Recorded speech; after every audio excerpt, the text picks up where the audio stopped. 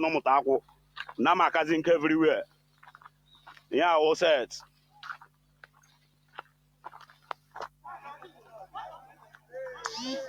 Now watch here with the other side of the river.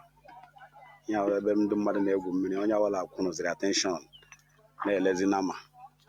Ano watch na onye wala kwuziri attention na ele nama. So aya mazi mo why na nama chiri egwu mmiri. Onye na report to this thing with the youth president. Umutako Development Union because ndu dey die because ndu mpam because mara ihe ọnụ ga-eme gbasara this thing ka ọ ghara carry like this because I niile na ufanya ka ajiziri ihe ụra because ọnụ watch kwa the other side na ahụkwa akwa na majuchi na ebe the other side because mara ihe ọnụ ga-eme because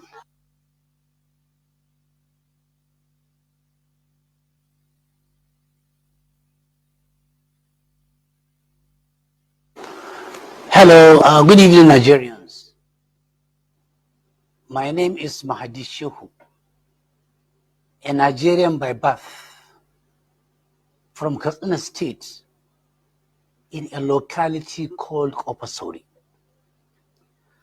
This outing and clip is titled Extreme Poverty in Nigeria. Where are the sheikhs, the malams, and the ulamas? I am asking this question because prior to the 2023 general elections, many sheikhs, with few exceptions, many malams, with few exceptions, many ulamas, with few exceptions, were all over. They took over the pulpit of their mosques. They took over the microphones. They were in all media houses, in all public gatherings, promoting the venom of Muslim ticket in wholesale and retail. Why do I say it is a venom? In a country with millions of Christians and followers of other influences other than Muslims, you can't tell me that there is no Christian worth his own salt and name that can become a deputy vice president from the deputy president or vice president from the northern extraction. That is clearly unthinkable. And they know it is not justifiable. There is no justice, no equity, no fairness in that Muslim ticket. But they went ahead for some very clear reasons to promote, to protect, to project that unwholesome project of Muslim ticket. They influenced their congregations. They quoted verses of the Quran, interpreted those verses to serve their own purposes. Before you say Jack Robinson, it was all over. In wholesale and retail, majority of people were convinced that Muslim ticket is justifiable. And we saw the results, especially in the Northwest and Northeast. They sold the ticket, even though 14 million people in Nigeria said no. The voices of Obi and the voices of Atiku said no. In unison, over 14 million people. Only 8 million people that are still doubtful bought into the Bobby trap. B and the voices of Atiku said no. In unison, over 14 million people. Only 8 million people that are still doubtful bought into the Bobby trap. Now, it is Muslim ticket at play. Increasing hunger, starvation, insecurity all over the horizon. People are traumatized, confused, bewildered, and dislocated. Everybody today in Nigeria is on his own. Everybody for himself, God for us all, survival of the fittest, and the devil take the hindermost. Yet, we are hearing no voices from the ulamas, from the malams, from the sheikhs. It is inordinate silence. We only saw them going to Niger to plead for war not to go on. But before Niger, it has been 8 years of harvest of death under Buhari. Harvest of disease, of delay, of decay, of injustice and forbidding of justice. But they kept quiet. They were comfortable with the difficult heal injury inflicted by Buhari's 8 years of disaster. They were comfortable with the thousands of people being killed and slaughtered all over the country under Buhari. They were okay that people were being kidnapped, maimed, killed, incapacitated, and financially dispossessed. They were okay that farmers were not going to the farm. They never went to Buhari, at least none to us. Now it is the turn of Muslim ticket. They could go to Niger, but we expected them having sold this ticket of Muslim ticket. And with the rise in poverty and disease in the country, unemployment, poverty, declining values, we expected them to have the courage, the guts, the audacity, the wherewithal, and the liver to go and tell Tinubu that we sold you in wholesale and retail, especially to the Muslims. Now the whole of Nigeria, Muslims and Christians, are dying of hunger, of disease. Traders, medium, large scale and lower scale, 80% of them have had their capital decimated on account of your reckless statement on the very first day you were sworn in, where you said no more fuel subsidy. It has decimated 80% of all people with capital. It has increased the number of people who are in abject multidimensional poverty to beyond 134 million to over 200 million. We expected them to tell him pop and play in open space. But mum is the word. Silent is the word. They have gone into inordinate silence, as if they have gone into deep slumber. Why don't they go and do this elementary ethical responsibility?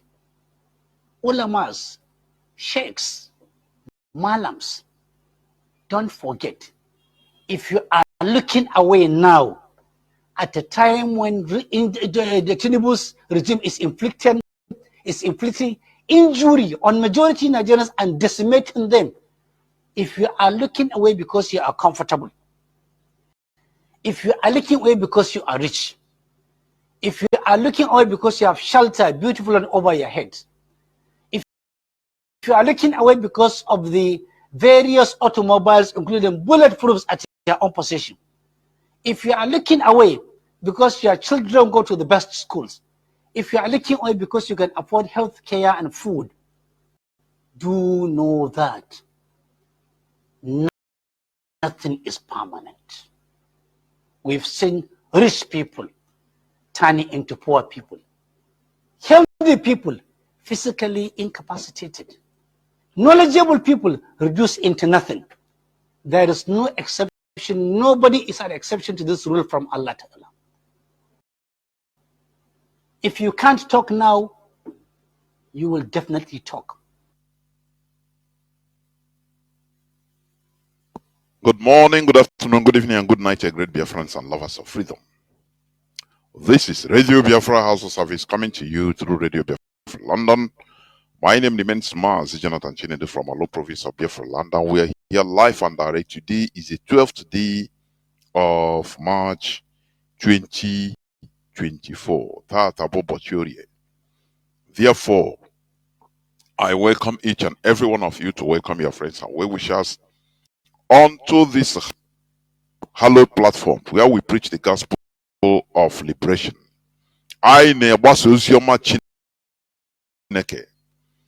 The gospel of freedom, the gospel of liberty, that you may know the truth, so that you shall be set free. Because it is only truth that will, or that can set us free, and nothing more. Lies and lies and lies can only put us into more bondage.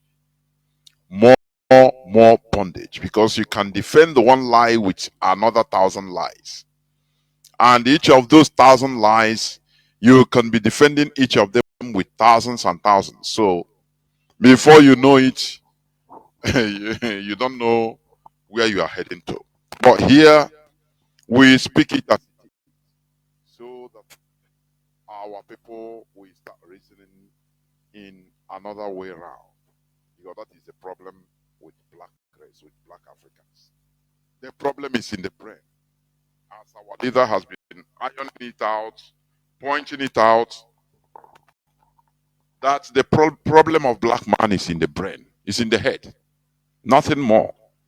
We have two eyes as others have. We have the same body, the same blood that runs through our system. We same other races. But the problem is the way we reason.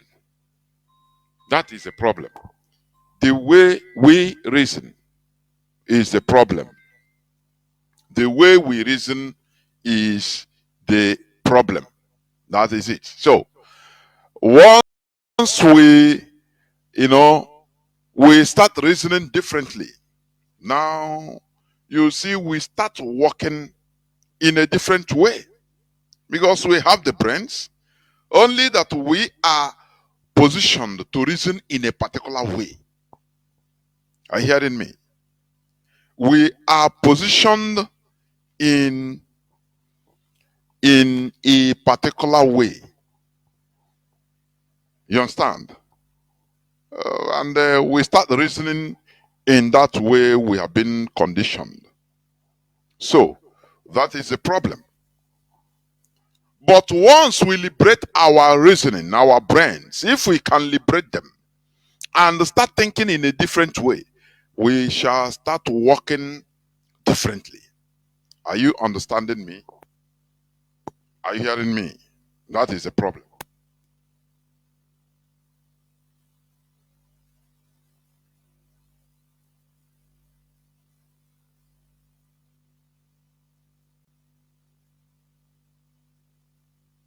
So, the job of IPOB, as started by Mazi Nnamdi Kanu, is not only for physical liberation. You understand me? It is not only for physical liberation, whereby flag independence, as people like Azikiwe and others did,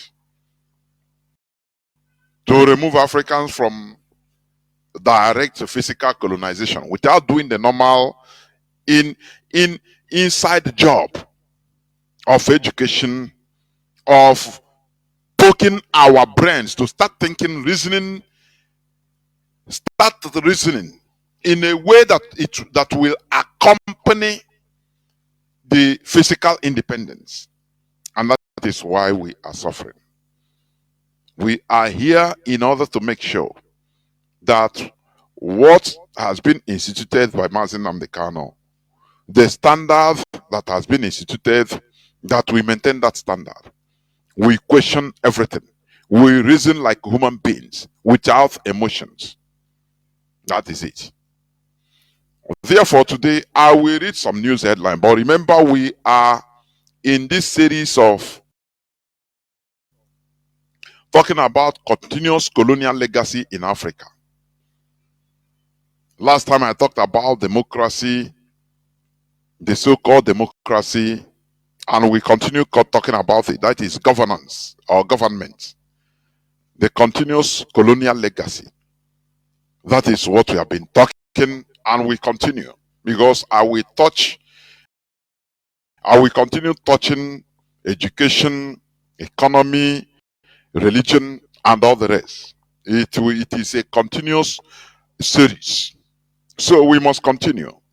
You see what is happening in Nigeria, in the zoo called Nigeria. That is why I'm going to read some news headlines. But before that, I want to read IPOB press release. I want to read IPOB press release of the 11th, that was yesterday.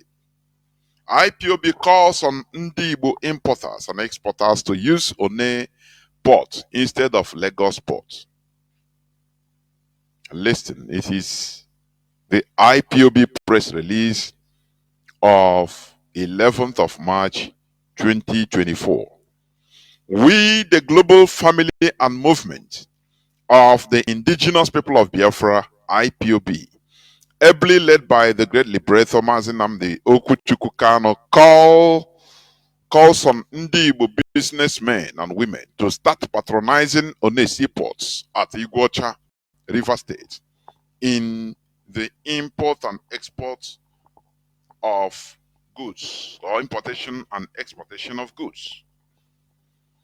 IPOB expresses concern over the political and economic strangulation policies by the Nigeria state that have frustrated the investment and development of Biafra land since 1999. Among the wicked economic policies was the shutting down of functional seaports in Biafra territory, which includes One, Warri, and Calabar seaports, but leaving Lagos seaports as the only functional port, or ports, because Lagos has many ports. The consequences of such greedy and selfishness, or selfish policy, created a population surge nightmare and uncontrollable human and vehicular traffic in Lagos. The ugly situation in Lagos City and the ports therein has forced the Nigerian government to revive One Port. Currently, One Port at Iguacha is partially functional, though with some operational and management hitches that will be solved soon. Be as it may, IPOB calls on Ndi Igbo importers and exporters to route their imports and exports through the One Port. We advise our people to ignore the state-imposed operational hitches, but to push through to break the state-imposed barriers by patronizing the One Port. Ndi Igbo are freedom fighters in every aspect, including in business. With time, those imposed barriers will be eliminated by our consistency to import and export through One Port. No Igbo importer should think that they will shut down Lagos State ports or make the operations of One Port very effective and efficient like Lagos ports. Ndi Igbo are barrier breakers by God's grace.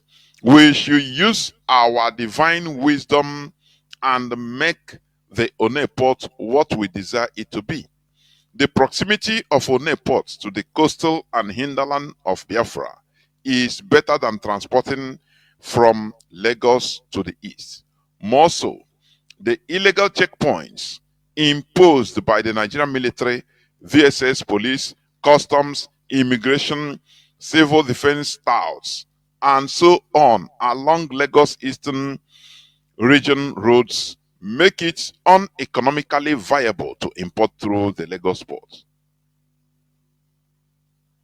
IPOB is calling all Biafran businessmen and women to bring their whole or part of their investment back home. We are poised to making our land an investment destination for the world, even as we work hard for the restoration of the free and independent state of Biafra. IPOB and ESN will work hard to ensure our territory is peaceful, safe, and secure for our people and other foreign investors.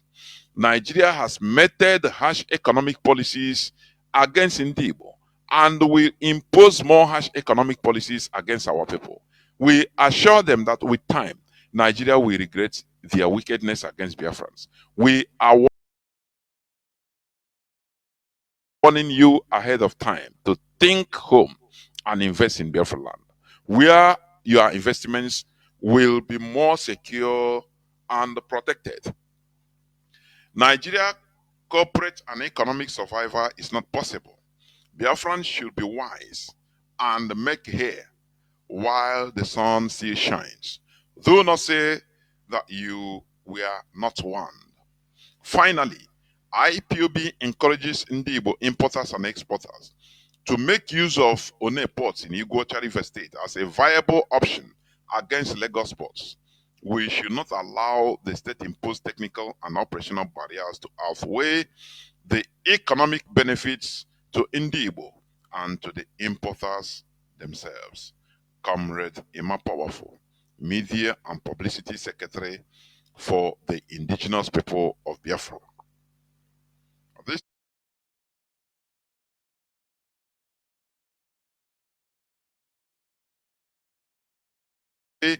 the economic benefits to Ndibo and to the importers themselves. Comrade Emma Powerful, Media and Publicity Secretary for the indigenous people of Biafra.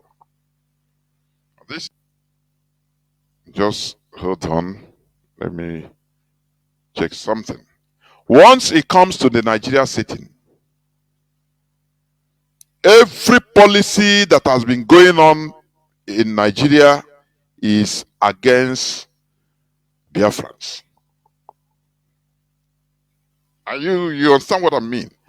The mess Nigeria is in today is because of the hatred against Ndibo. They thought that they will clear us, but the more they push us to the wall, the more they are hitting themselves. The more they push us to the wall, the more they themselves they are diminishing. That is the reality. Now, what we should be thinking about, how can rational human beings, how can rational human beings be saying that they are in the same country, but they don't want they don't want some part of their people to progress, and they know that those people are the pillars of progress in that country. So when they are dealing with us, they think they are dealing with us alone, whereas the thing is ricocheting on every Nigerian. Are you hearing what I'm saying? That is Nigeria for you. Sometimes you see that the wickedness, the hatred of Igbos in Nigeria by others is something out of this world. Gowon destroyed African, something that would have made Nigeria even a world power. When he destroyed the inventions, the military equipment, hardware inventions of Biafrans in 1970, and burned all of them, thinking that he's dealing with us. Do you see how foolish they are? Do you see it? How foolish they are. He thought that he's doing something that had it been okay. Had it been, they say, okay, no, let us bring them in and learn this thing from them. By now, Nigeria will be firing intercontinental missiles. Are you hearing me? By now, I say Nigeria would be exporting different high technology war equipments. But Gowon took all of them and burned them. The inventions that would have skyrocketed the so-called Nigeria to high heavens, to the sky in this world. But because of hatred against Ndibo, he destroyed everything. That is to tell you the same way they are trying to look at how overcrowded Lagos is. Just look at everything they, for them, they take Nigeria more, everything must belong, they will share it between Yoruba and the Fulani. Everything. How many ports are in Lagos? Lagos is the tiniest state, the smallest state by landmass in the whole of Nigeria. Lagos is the smallest state. But they want everything to themselves. They even built dry dock in Sahel, in desert of Kaduna or Kano. And build railway line direct to there. So that the northern oligarchy, anything they import, if you land in Lagos, there is they don't clear it in Lagos, so they take it direct, they load the whole containers direct to the north, to the dry dock, and now they will just take a stone throw. They will just come and clear it there, and without no harassment, and they're okay with it. Do you see the wickedness? When in this world, I say, there are some wickedness that are too, you cannot even imagine how it's simply evil, not wickedness. You are wickeding yourself. They build the whole look at the railway line from Lagos to Ibadan. Not the one in our land, in Biafra territory. They dismantled everything because they want to make us to become nothing. The more they do all these things to us, the more we even grow more higher. When you come to poverty rate in Nigeria in general, our land, Biafra land, is the least poor. That is statistical. It is statistics. The whole people in the north, in the way that are looting go there, the poverty rate is high, but they still, and you are telling me that such thing should continue and progress, and a country like that will progress. Is that what you're telling me? A country like that will progress. Come and progress now. Let us see. They have a Tinkan Wharf. They have a Papa Wharf. They are building another wharf in Lagos. Or Ondo. They want everything among themselves. Nothing in our land. The one they put in our land, if they charge, for example, bringing of one container, it's $100. For example, I'm giving an example, or let's say $1,000 to Lagos port. They will add another $500. That is $1,500 to our land, in order to and they will voluntarily make sure that things are not working well. The machines are not there to handle offloading or unloading of containers. They make sure to delay everything so that to discourage you, you start saying, nah, if like that, let me be bringing it in Lagos. Do you see that? Do you know that even many northerners, they don't even bring from the zoo. They don't pay anything. Once they land in Cotonou, or even in Cameroon, they go through the north. They go or Cotonou, they go up through the north and enter. They don't pay anything to Nigeria. And you see that these people are just parasites. They don't add anything to the economy. Parasites. Every time they are coming to give you misinformation. Oh, they produce this. Oh, what are they producing? Lazy set of people. Even the agriculture, you say they are talking. Go to the north. You see, even most Igbo people have entered agriculture over there. Didn't you hear it in Kunle and Alahaji interview? I mean, bug the conversation. Didn't you hear it from them, from the horse's mouth? So you see that there is a fundamental problem in the Nigeria setting. And they did it like that. The creator of Nigeria put it like that, so that we continue bleeding and they continue tying us together at gunpoint. That no, it will be okay. And every bad thing, fake hope, they are selling fake hopes on each and every one of Nigerians. No, it will be better. Let us see, it will be better. We will get over it. Don't worry.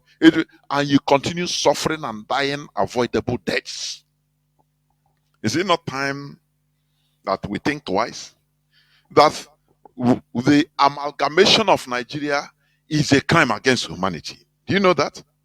It is a crime against humanity perpetrated by Britain. That is a crime against any other race can never tolerate this. Are you hearing me? Let me tell you, there's something happening in West Africa, in the Sahel region mostly. Things have been rearranged right from Mali, Niger, Burkina Faso, Guinea, all these places. Things are rearranging. Things are happening. We need to fit in order to benefit from this situation. We are in a here, so that we remove ourselves from these sentiments. And it baffles me a lot when I study these people that are doing this, that have this audacity to challenge their colonial masters. Mali, Burkina Faso, Niger. They have one religion. Do you know that? Don't it baffle you sometimes? Say, the people that are challenging their masters, there is from one religion, Islam. Tell me any Christian country that have this type of audacity. Can you tell me? Here, I now talk to some things maybe you don't even consider, but when you look at it, you say, "Come, it's true." Do you understand what I mean? People that have this audacity, they belong to one religion, Islam. It gives them audacity to challenge and say, "No, we cannot continue like this." And go on onye ga-ahụ Chukwu through your way. You become an eternal slave. You continue accepting slavery. You defend your masters, colonizers. You defend them with everything. Don't you think that there is something fundamentally wrong? If we miss this opportunity of the rearrangement of Africa, mostly West Africa, I am telling you, if we miss it, we are gone as a people. We are gone as a people. Let us, in every of my program, I used to touch emotion. Let us remove emotion from freedom fighting. It lets you know where. It blinds you. Let us be realistic and also be aware of what is happening around us. The regional politics that is playing around us is very important. We tap into it. We understand the regional politics that is roaming, that is going on around us. Otherwise, we continue being blind Batimos. We continue being sentimental people rigmaroling from round and round and round for nothing. Here we say it as it is. We don't massage words for the word to sweeten your ear, sweet lies, so that you have hope. Here we don't give you fake hope. We make you realize the dangers we are in, so that you can rise up and do something, so that you can join IPOB in doing what we are doing. That is the reason why we are here. Not to massage you with now. Things got better. No, nothing is going to be better.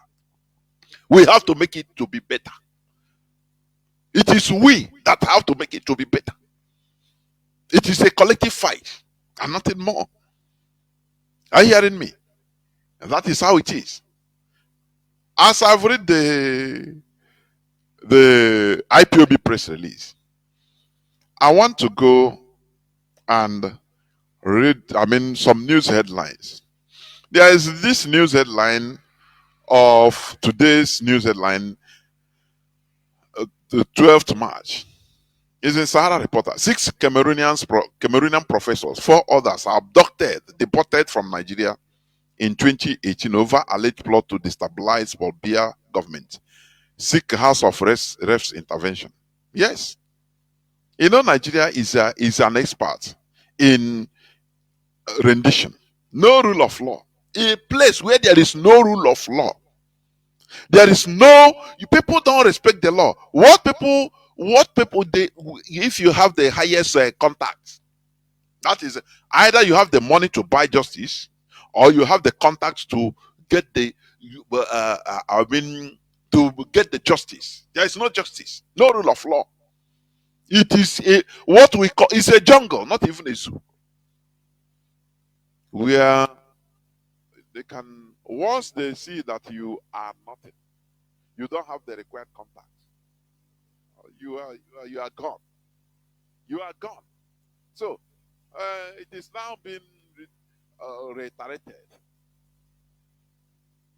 that in 2008,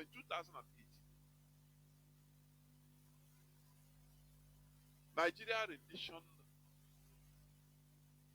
6 Cameroonians and 4 others and deported them back to Cameroon, to their ancestor that is still on the chair. He's an ancestor, Paul Biya, an ancestor. He don't even know what is going on there. He's not living in Cameroon. He's living, I think, in Belgium or Switzerland. He's there. He's living.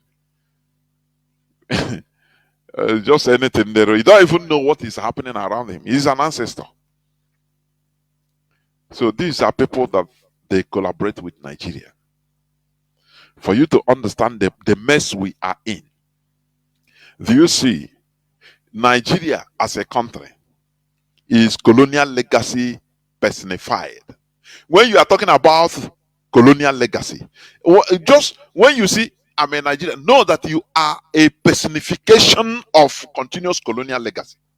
That is who you are. Because without colonization from Europe, there will nothing like Nigeria. There will be nothing like Nigeria. The colonizers came and you are Nigerians, and they gave some people some advantages, benefits, in order to continue as prison warders over Nigeria. Do you see that? As a prison warders. These people you call politicians in our land, in Nigeria, they are just like prison warders, holding everybody hostage for the master. Do you see that? And that is the truth. So when as our leader was renditioned from Kenya, that is how Nigeria is renditioning people from Nigeria. People that are fighting for freedom in Cameroon. That is it. We must continue. Therefore, it didn't start today. For you to understand that the colonial legacy is still ongoing. People that you call your government this, and it is government being imposed onto us by our colonial masters through what they call democracy. Is nonsense. Do you see that thing they call democracy? Is arrant nonsense. Just let us, like in Nigeria. In America they have a dual party system. Only two party system. You understand? Others that are not registered are independent. Independents. But you can vote and make decision under these 2 parties and nothing more. And that is where you get majority. But imagine in Nigeria they have different parties, more than 2 parties. Now, a country of 200 and something million, and you have according to records, they say 93 million registered voters in the last time, 2023. But do you know how many that voted? Tinubu won by only 8 million. Just continue listening. 8 million is majority in a democracy. Oh, Chineke, this we are dumb. Nigerians are dumb. Yeah, anyway, IPOB delivered us. We are not dumb again. Only 8 million. Percentage of 8 million to 93 million registered voters is negligible. Is highly negligible. But they decide, I'm talking according to the record. Let us go by their record. Now, 6 point something million voted for Atiku. Another 6 point something million voted for Obi, which is almost 14 million. But now they take 8 million over 14 million and you call it democracy. We are majority rule.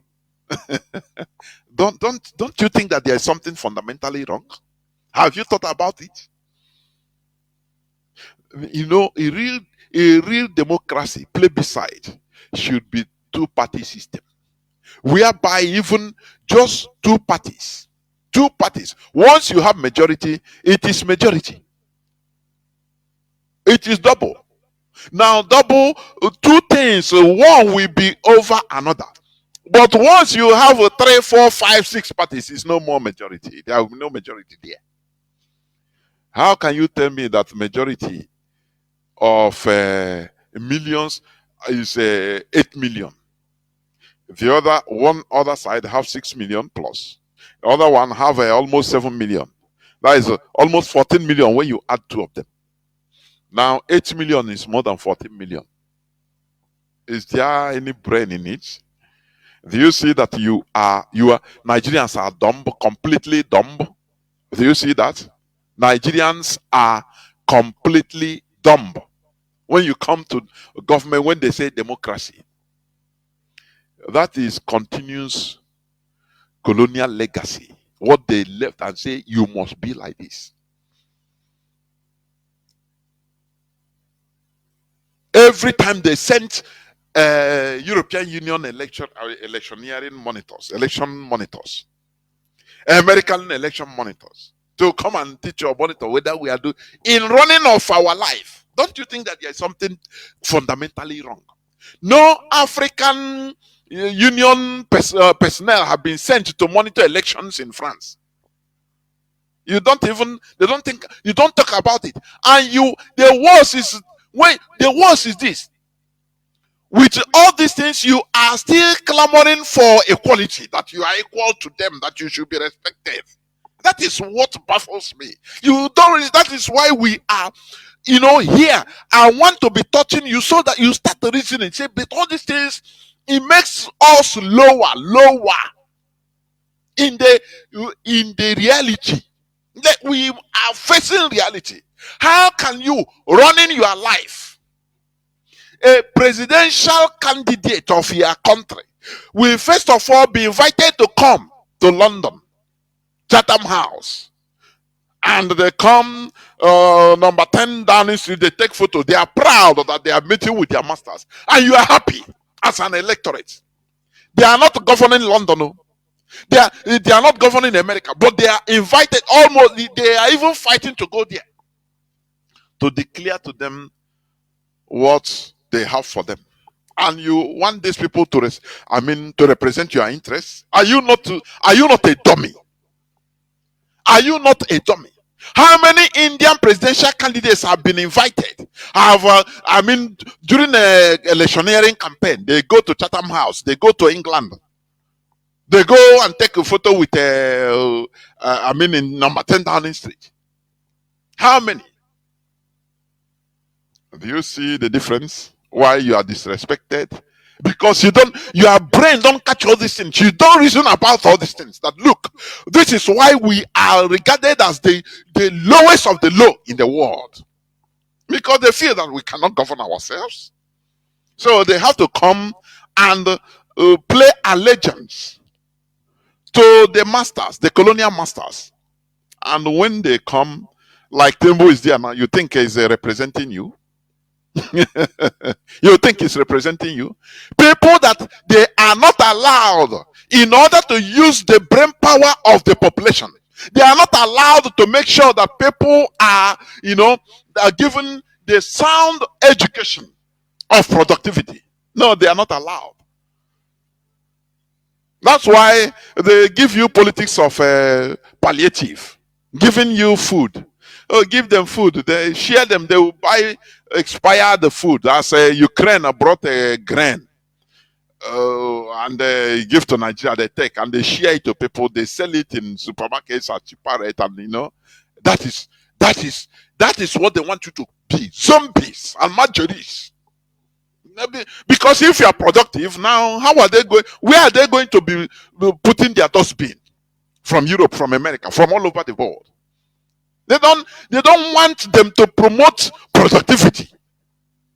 Do you see the issue? Do you see the issue?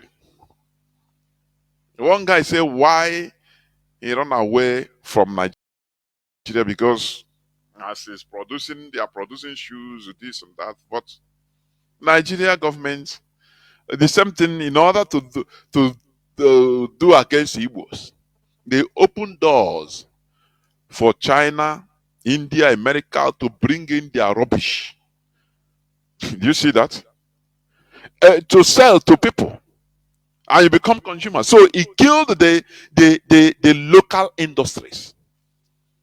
When you are producing in Aba, producing handbags and shoes and wears, everything, now they open doors.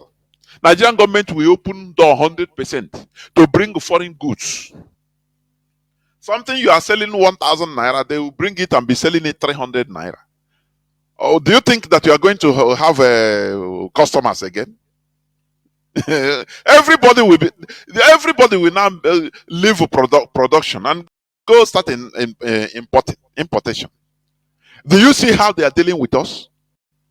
They think they are only dealing with us, but they are dealing with everybody themselves. They are killing productivity in our land. They want you to import, continue importation, because they want to serve those people that put them into power. It is not you that vote. Yeah, PVC is rubbish. It's just window display to confuse the world that, to showcase to the world that, they are democracy. You see, they are voting. Your PVC is as good as dead as Dodo. Are you hearing me? That is why once in power, they make sure that they satisfy those people, the foreigners that put them there. Don't you see the revelations of Obi, former presidential candidate? Peter Obi. That as a candidate, he's being called all over the world to come and tell them how he's going to represent their interests, so that they will sponsor, they will put money, they will put the advertisement, they will promote him in the media and launder his image and put him in power. He said no, he wants to serve his country. They sideline him, say, okay, this one no sabi. And they put people where sabi. And don't you see what is happening? Don't you see what is happening? Instead of bringing,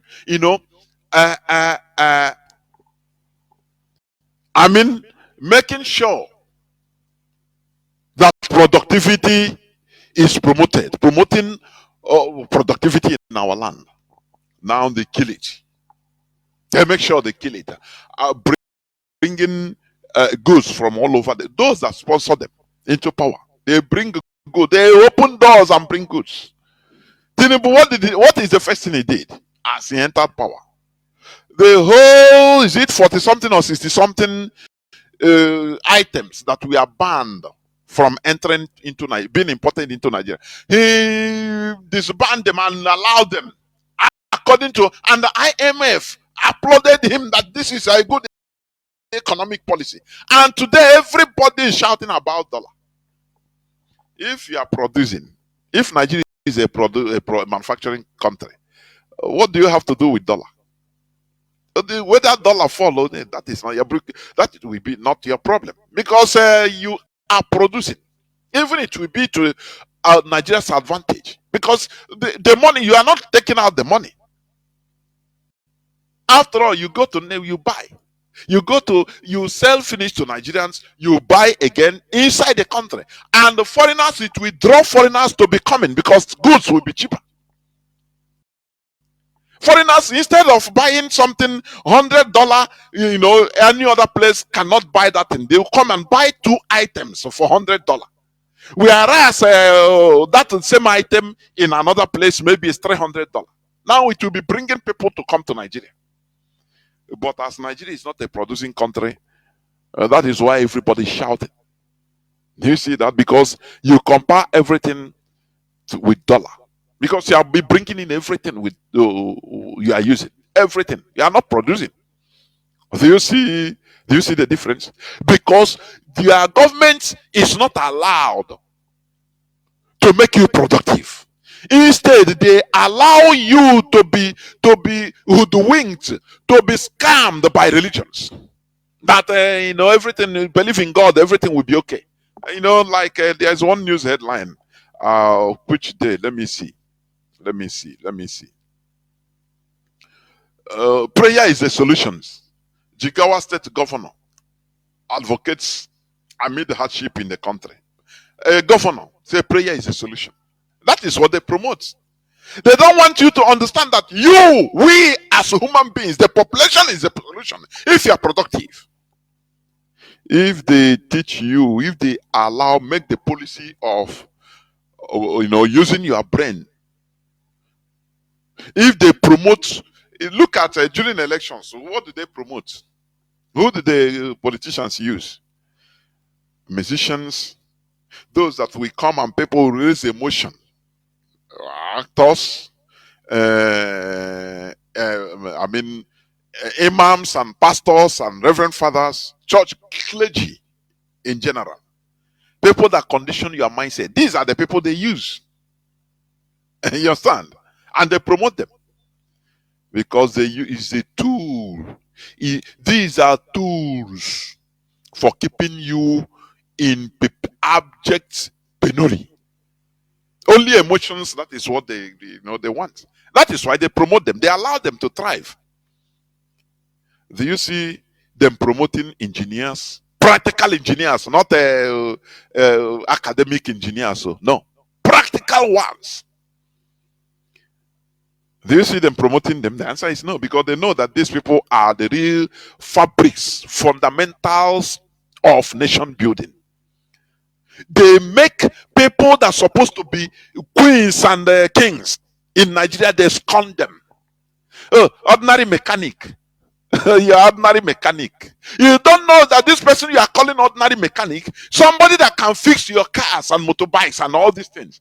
They are the fabrics that build society you are in. Or you call them ordinary mechanic because that is the situation you are in. The system you are in, scorn them, brought them so low that they are nothing. Ordinary carpenter. Wow, look at ordinary carpenter. Because that is how the system made them. But in other places, they are the highest. They are those that are on top. Don't you know that? Ordinary farmer. You call it ordinary farmer. But these are people that are producing what you are eating every day. Do you see how Nigeria is, killing humans? Promoting Nigeria is simply, it means destroying human lives. That is what it means. They promote people that are that contribute little or nothing to the society. The government of the day promotes them and allows them to thrive. Whereas they make people that are building, that should be, promoted as contributors of building an economy, they bring them down and you scorn them. Now, you ordinary bricklayer. Without a bricklayer, you cannot live in a house. You don't know that. Without ordinary mechanic, you cannot drive your car. Do you see what it is? Without ordinary carpenter, all those forces, the things you are using in your house, you cannot use them. But you don't know, but you commonize them. because that is what Nigeria made. That is what Nigeria. All here now Nigeria. Do you see how foolish Nigerians are? It is because of the legacy of colonialism. Continuous colonial legacy. It's Nigeria itself. They will never allow human resources to thrive. Never. They mock them. Once you come and start rapping, you are a musician. Hey, they promote you because during elections they will use you. People will start following you. Content creators. These are the people that are being respected. Content creators on social media who will come and start showing off his now look at the house I built, I bought this house. And now here on Radio Biafra, we want you to reason in another way so that you get different result. Once you start reasoning in another way, now you start behaving in another way. The way you reason, you behave the way you reason. Are you hearing me? I've just tried to monitor. When you go to all this, like on social media, let me see social media that you see people that are following and people that are watching live programs. If you see all these scammers, they call men of dogs or dogs of men, go to when they are live, you see thousands of people watching them and claiming amen. I tap from your blessing, Papa, Daddy. That is the way they have conditioned people in Nigeria. Is highly regrettable. Are you hearing me? But come to people that are teaching realities, that wants you to reason and act and become advanced, so that we become like we be competing with Japan to face reality. No, people look at it and they cannot even comprehend. They are bored. They don't follow. Do you see how sad it is? It's very, very sad. When we talk about the colonial legacy, this is the result. Europe worked hard in Africa, and today they are reaping the outcome in our brains. The outcome, the way we are being governed, the way everything they are reaping. The suffering they suffered centuries back, coming to our land, fighting and being killed and perishing in the high seas. Others continue. Now they are reaping it today. That is a colonial legacy that they left. The government we are in, it is the type of government they want us to be. They push us, they conditioned us, and we are there. Every 4 years, they will send the European EU election monitoring teams. They'll come and because it is their standard we are using. We don't use our standard. Have you ever seen when Japan is having their elections? Now Europe will send the election monitors to Japan. No, I used to. Joke. I'm not. This is practical. I want you. If we push you, we show you where to fall. Have you ever had Europe talking about the Japanese way of electing their officials, validating it that no, they are doing it is free and fair, or it is not free and fair? Although some people died, but it is. Who burned them to comment on it? But in Africa, it's like that. What of in Saudi Arabia? That is a monarchy, or even monarchy, theocracy monarchy. Or do you see where they go and one time that they want to enter into Saudi Arabia woman right, make Saudi warn them, because they know that if they put their investments, the billions of America, don't worry, you are doing it. Continue.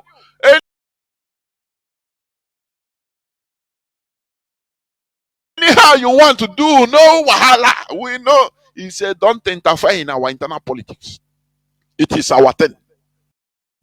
It's only in Africa that we come and put the shit everywhere.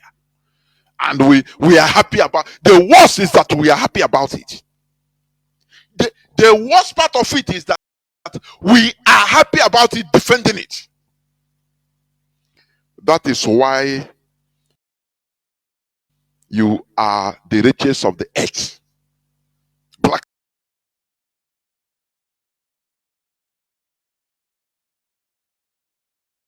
Africans, mostly Nigerians, the richest of the earth. That's why you are like that. Are you hearing me? That is why. Don't think far. That is the reason. They validate how you govern yourself.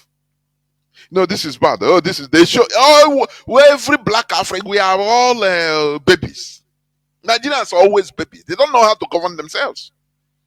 They don't know how to do because they, I mean, the legacy of colonization is still there. It's living among them. They are in this called Nigeria because of their greed, their hatred. Look at how. Imagine a country of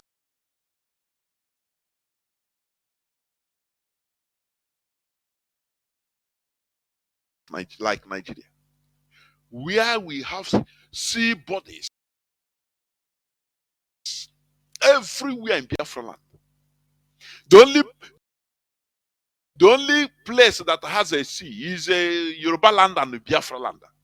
That's how Nigeria is structured. Only. There is no other space. But they made sure, in order to block anything concerning our land, the railway line that was there in Biafra land, they removed them. Whereas they are building ultramodern in Lagos. They built Lagos to Kaduna, Lagos to Kano, Abuja, Lagos. They built Abuja to, Lagos to what do they call it? Ibadan. Lagos to Ibadan. They completely forsook our side. And, they want us to be laughing with them and say, no, we're clapping, we accept everything. If we talk, they say, no, Igbos are, they are rebellious.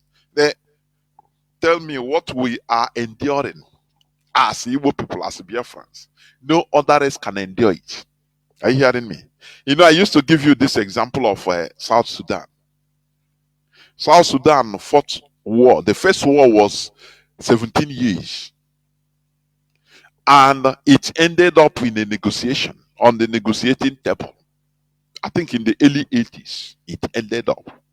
They say, okay, no victor, no vanquished. Let the South Sudan have a little autonomy as they say, okay. And they drop their weapons for monitoring, for you to understand how consistent set of people behaves. Not like us in the one, relax, or nothing mega. As long as let us live good life, now live this world, let us live good life. And good life is evading us for decades. That good life, you cannot live it until we do what is necessary from us.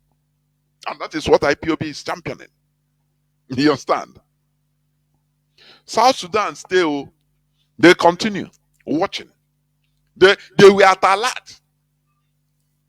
The Janjaweeds started encroaching again, thinking that there are people that are encroaching in their lives and saying, South Sudan, can they go where they put their weapons and took it again?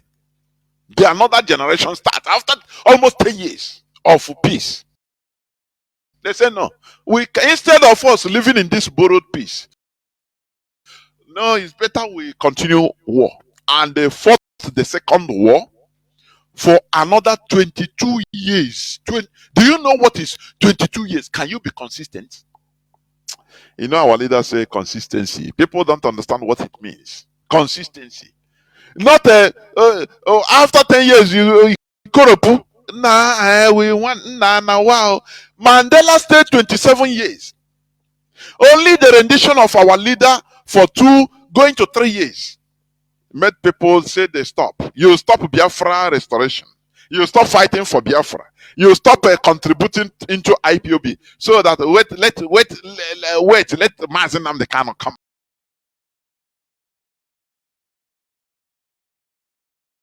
out. Now you restart. Do you see how stupid you are? You think like an animal, lesser than animal. So we will jettison. I will stop every Mazi former. We switch off Radio Biafra, and we will wait. We concentrate on if Mazi Nnamdi Kanu come out. Now we start where he stopped. Do you see how foolish you are? If people that merit freedom are talking, you know, like South Sudan, when they come out, they will tell you with pride that we suffered for 39 years. You want to stop because they hold our leader. So let us stop. I'm confused. You are not here. You are simply an idiot. If you think that only because of renditioning our leader, now we have to wait. Now wait, let him come out. Now we continue. You are not even worthy. You don't worthy to be free. You are not worthy. Mandela was there for 27 years. You know, it's very easy in our mouth now because it's in history. It's something you don't know. Do you know what is 27 years? Things we are still happening outside. Do you know that? Without emotion. Yes, continue. My life, I've sacrificed my life. But you now, being a very gullible person you are, you have to wait. I will not contribute again until Mazi Nnamdi Kanu come out. So, do you see how you have small sense? One little brain, when you look at it, just when you talk, when you reason it, think about it yourself. Are you not a laughing stock? So we stop what we are doing until Mazi Nnamdi Kanu Potasie, the servant you give money to trade, you go carry it, bury it on the ground. Say, nah, let me wait. After everything, I'll carry it to give back my master. It's an example. It's in the Bible, isn't it? So, okay, okay. Hey, you don't contribute, eh? You stop contributing because you are waiting for me. I was inside, and you stop. So when I come out, I will start from where I stop. Now, what makes you a human being? You are lower than an animal. Let me tell you. Let us tell ourselves the truth. The mentality many of us has is more idiotic than orangutan. I am telling you. So you want everything that we are doing to put on hold. Oh yeah, put it on hold. Pause. Let Mazi Nnamdi Kanu come out. If he come out, we continue. You are an idiot. You are simply an idiot. Go to ipob.org, www.ipob.org. Start today to be putting that your money. Contribute. That is what.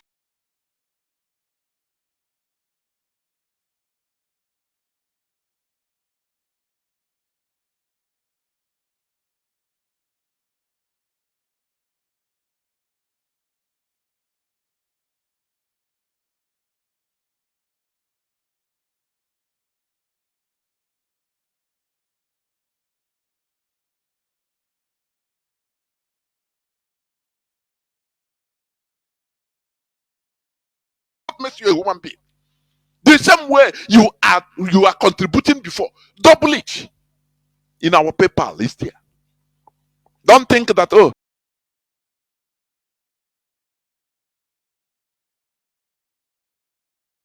the renditioning of Mazi Nnamdi Kanu will make us to pause. You are simply in cloud cooker land.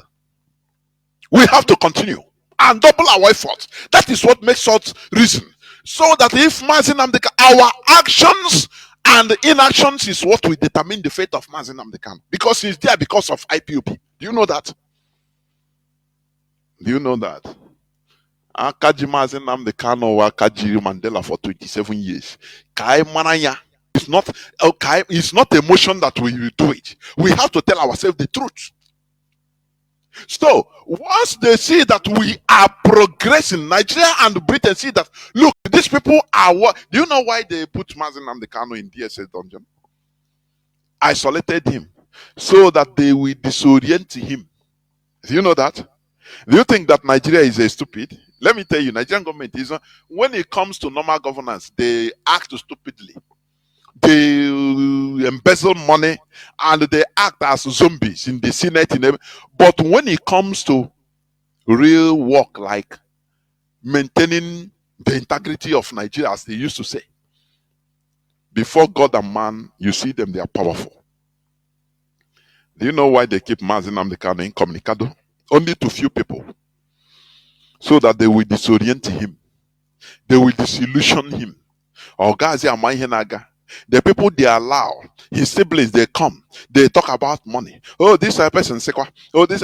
Now they want to make him a local figure, bring him down, so that Omazi Henaga. Do you see that? Because they know that if he's in Kuje prison, people will be visiting him. Everybody without any people will be visiting him and be telling him things, giving him the picture, the right picture of issues. Do you think that Nigeria government is stupid? Let us whether we want this freedom or we don't want it. It is not gotten out of sentiment. It is not something that we shall pause, wait. Hey, we start talking, waiting only. Let Mazi Nnamdi Kanu come out and continue. South Sudan, the first war lasted 17 years, and they paused in a negotiating table. And the second war lasted. They started the second one, and it lasted 22 years. That devastated every nook and cranny of their land. It makes them their citizens. I mean, their youth, their children became orphan everywhere in the world. You understand? It didn't deter them. That is consistency. You ask yourself, do you know why? Because they formed us in a religion that is, is not grounded in bravery. Do you hear me? Hear me again. We as Biafrans, we as a people, I want the right from beginning. But they came and mixed us up. I was here criers. I was here beggars. Oh, you beg God. Let us cry to God. Everything we do, we cry to God, whether He will do it for us. That is something they put inside our head. Once we cry with emotion, we beg. Now everything will be okay. We are satisfied. God have had it. Before we were doers. Do you know what we are doers, not beggars. We are people that never fear. How will a religion be turn into cowards? Hey, you cry. Think that is how once you do it inside you are satisfied that now everything will be okay. No, until you act. You without action, whatever you are doing is you are just satisfying your emotions, nothing more. Are you hearing me? That is the reality. The bitter, very bitter reality we are in. It's a bitter one. That's why Hanez and Igbo, every time they are begging. They are begging. Look at the Fulani. Since 1804, they never stopped. Why? Tell me, why wouldn't they get what they want? Can you tell me why? Can you tell me why? Why wouldn't do you know 1804? It's I think 1904 is 100 years. 2004 is 200 years. 220 years. The Fulani they have consistently be consistent in pursuing their goal, started by Ottoman Danfodio in 1804. If it is you, you say, now leave that one, now don't go. We are in a modern world. Leave, I beg, do not. But they continue. Do you know one of the main reasons they are doing that? Because of the religion they are in. The religion they are in, at least, it promotes fighting for something. Physical fight, not spirit. They don't believe in about a spiritual fight. No, physical. Ibrewe, Ibruma, I played the clip of how the Fulani henchmen, how they are, destroying farm products in our land. They cause problem. You understand? Because they are in a religion that makes them believe that you have to fight to get what you want. Physical fight. Don't stay there crying to Allah that Allah will. No. Once it comes to grabbing your physical land, you have to get it by fighting. It's not by prayer. No. And that is what has kept them. Imagine that Fulanis are Christians. Do you think that they will continue? By now they have said, no. God say you don't have to cause problem. God say, your enemies, even if they pray for them. God, that is, I want you to reason. I want you to reason. Are you hearing me? But what gives them the main thing is because of the religion they are in. It promotes the physical. If they after, don't you see riots in the north? Most of them starts on Friday. After prayer, they come out. They become motivated to fight physical. Once they shout Allah Akbar, finish. Are born everywhere. They don't care whether they die because it's a religion that promotes that physical fight. But your own is absorb and kneel down and pray to them for them that God will change their mind. I know how can I explain it? It makes you now, it becomes your part of life. They change our nomenclature. We become beggars. We become appeasers. People that always lamentation. We lament and cry. Oh God, come and do it for me. Oh, hey God, do it now. Oh, now, hey, I now see now. But whereas people are doing the physical fight, they are fighting since 1804. When it comes to anything, they support themselves. In our own thing, the religion, where they say, are you choosing? No, we're on your is Catholic? No. Divide us into pieces, piecemeal by piecemeal. Their own, they don't care. So in Akwala, do you think that we are making sense? Do you think that we are making sense or we are not making sense? It's up to you to reason. Are you hearing me? It's up to you to reason like a human being. That is why we are on absorbing end. Don't you see good luck, Jonathan? When he enter power, he try to satisfy them. No, pray for your enemies. So you have to satisfy to bring them back. You know how to bring God to say in the Bible, you have to satisfy them, prove to them that you are a Christian so that they will come and glorify your God and change. He built Almajiri school for them. The whole 4 years he was elected. He used it to appease. They told him, no, buy their hearts. So he said, the hearts of Northern, Southerners, mostly your land. Biafrans, Igbo people, they are your natural allies. You are from there, so no need of. You cannot buy their hearts because anything, whether you do for them anything or not, they will naturally, this thing we believe, they will naturally be at your back. So these people that are opposing you, prove to them that you love them. Bible says love your enemies. So he started building Almajiri school in order to prove to them that he's good, that he loves his enemies. No matter you people, they attacked his campaign, so get them. You love your enemies. It's in the Bible. And he tried to fulfill it.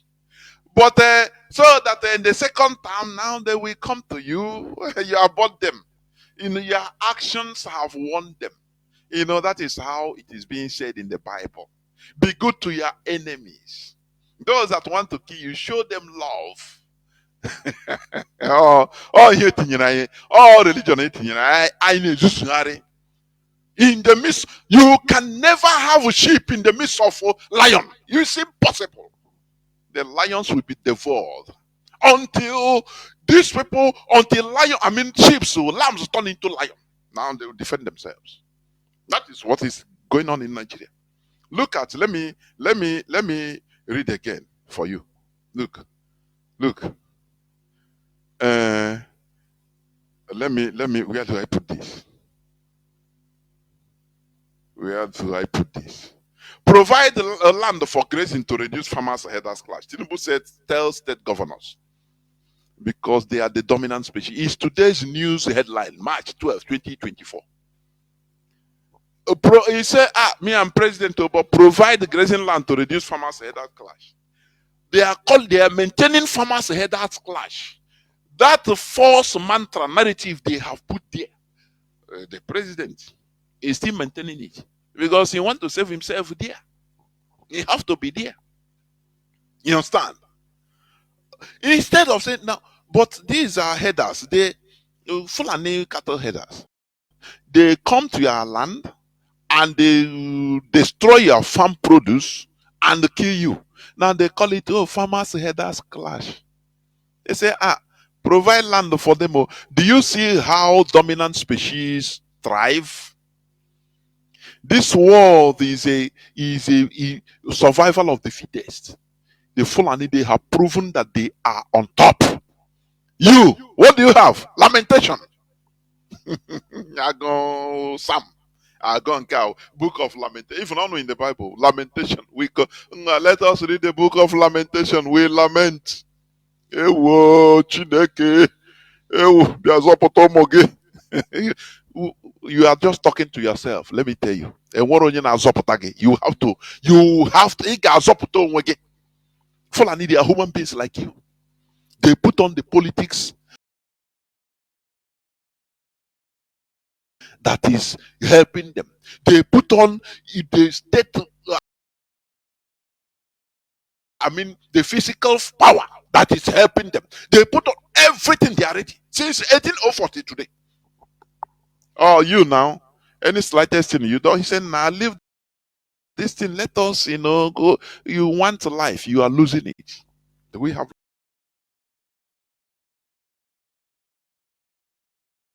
life? Do we have life? For goodness sake. Tinubu said, provide land for grazing to reduce farmers' headers clash. That is what he tells governors. And in Enugu, they are trying to do it. But they are making a hell of mistake. You see Logba.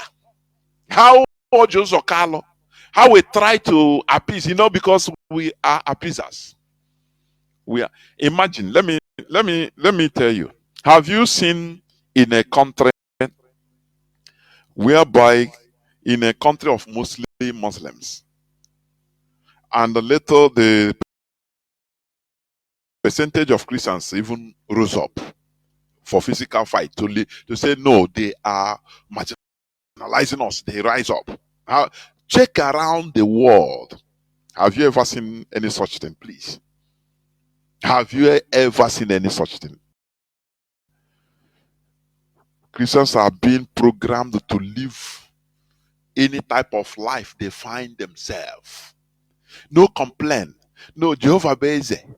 No complaint. No, God will give us. And you continue being subjugated. But look at anywhere when even 10% Muslims in the midst of what they will be fighting until they become majority. Do you know that before? Even in the 60s. Do you know that normally Muslims were less than 30-something percent in Nigeria population in 1960, even almost 30%. To Christians and other traditional religion, that is the rest, 70%. Do you know that? No, do you make research? You don't know now. Do you know that many states in the north, even before, we are not Muslims? Nasarawa you are seeing today, they were never Muslims. Kaduna you are seeing today, they were never Muslims. Do you know that? But why have demography changed?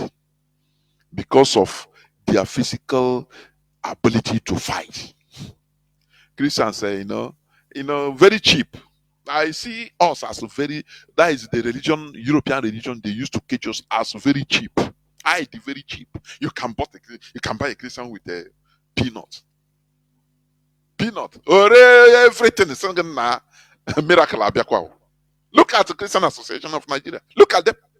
Look at when Tinubu was campaigning. Look at do people talk about the fake bishops and pastors they gather? Try it in Islam now. That is how people know. That is how it's supposed to be. But echo dry in a bottle. Okay, accept every condition.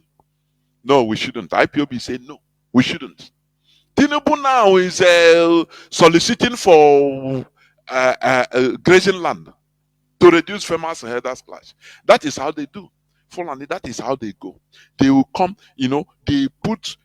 they are causing artificial famine in everywhere, causing wahala everywhere, problems. So that you start saying they are the people that will be giving you the suggestion. They are represented. They are working as a war group. Their politicians are there telling you now, I know the problem. Why? Just give them land now. Do you remember when Femi Adesina say, it's better people give them land, otherwise you will still die and they will still take the land. Do you remember? It's still the same thing they are maintaining. The same policy. Very outspoken, and they are doing the doings. They are doing the doings. How do they end up being on top?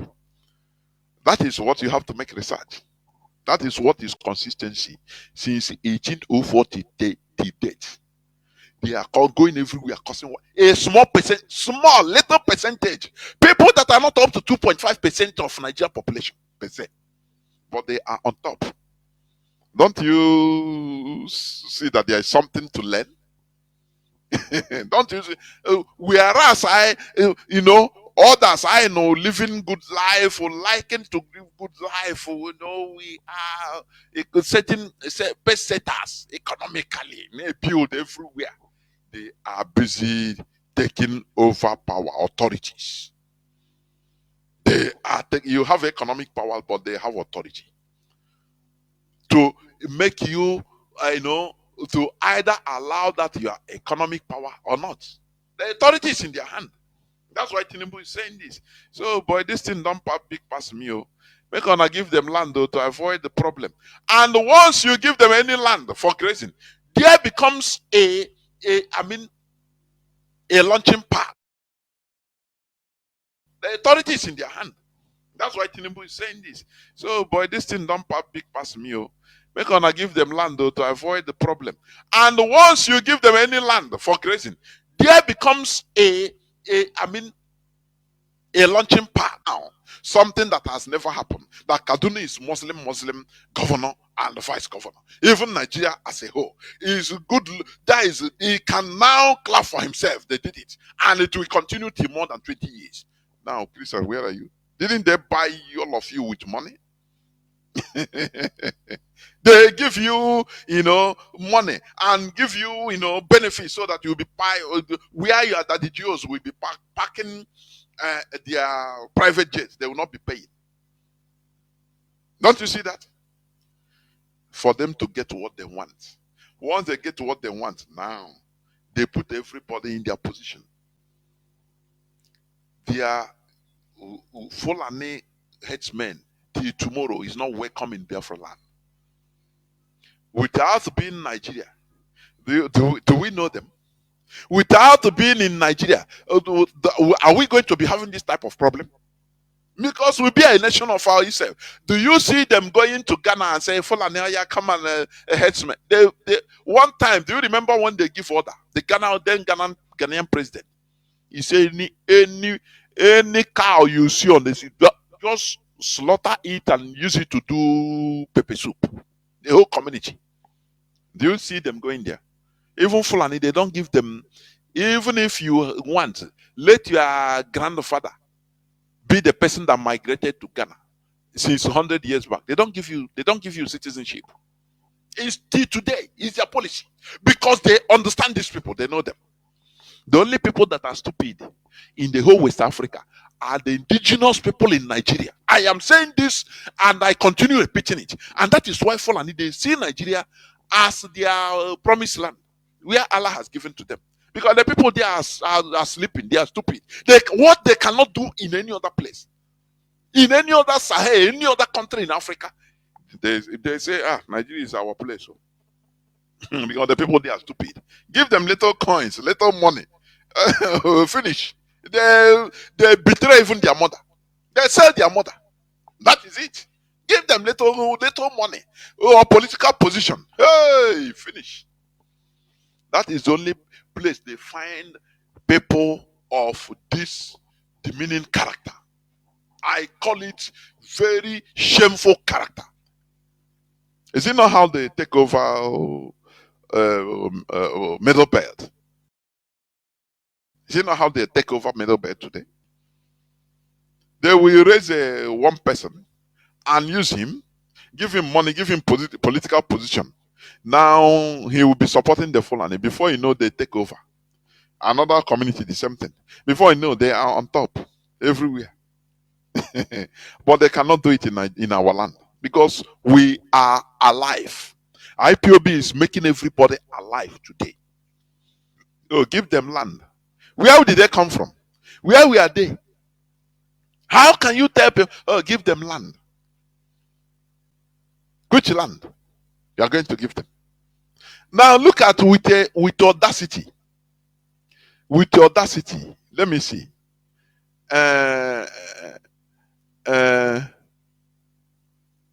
Sheikh Gumi, March 12 also, today's news headline. He said, I am ready to lead the dialogue. Sheikh Gumi offers to meet terrorists who kidnap 287 puppies in Kaduna. Ask yourself, why is it that this man is representing the Fulani terrorists? Always he's their front, but he's untouchable. Go and touch him now. But they are holding Mazi Nnamdi Kanu, that he's trying to separate Nigeria. He's doing that. He's broadcasting on Radio Biafra. But look at somebody that is there with them. Can you see any southern person or personnel, any southern politician rising up, calling for his head? Can you see? Have you ever had it? They are talking with audacity because they know that they are in charge. He is going to meet terrorists. Those that kidnap people every day in the north. And they are asking for trillions. He is their face. He will tell them, make on hold these people. This is a gateway to get money. We must force them. The terrorist is with you. After all, Garba Shehu, Adamu Garba, he said in another news headline, February 28, 2021, he said at that time that Boko Haram bandits are northern freedom fighters. Since 2021, he said it. With audacity, what are you going to do? And we are in one Nigeria, aren't we? We are in one Nigeria. Sometimes I start questioning, how do we find ourselves in this mess? And my mind go back to Azikiwe, because I will never ask this question without coming to Azikiwe. How he messed us up because of his greed. Do you see the reason why they killed Mahatma Gandhi in India? The great Mahatma Gandhi. No emotion. Mahatma Gandhi that fought everything. He went to jail. He suffered different things in order to free India from colonial grip, physical independence. For your information, 1 year after independence of India, in 1948. He was shot and killed. I have said it here several times. I will continue reminding you because our people are highly emotional. Because the man that killed him, he said he have tried to kill this man 3 times. To no avail. He's not killing him. He didn't kill him because he hates the man. No. But he said because the man is too popular. That his personal interest. Now people are going to use emotion in order to overlook the direction India should follow. Because Mahatma Gandhi have been clamoring for one India. Oh, one big. I fought for one India, not for Pakistan to come out of India. So they said, this man, you have done your job. Oh. India is not for only you. India is for all of us. We have to take our responsibilities as people. These are people that reason, not with emotion.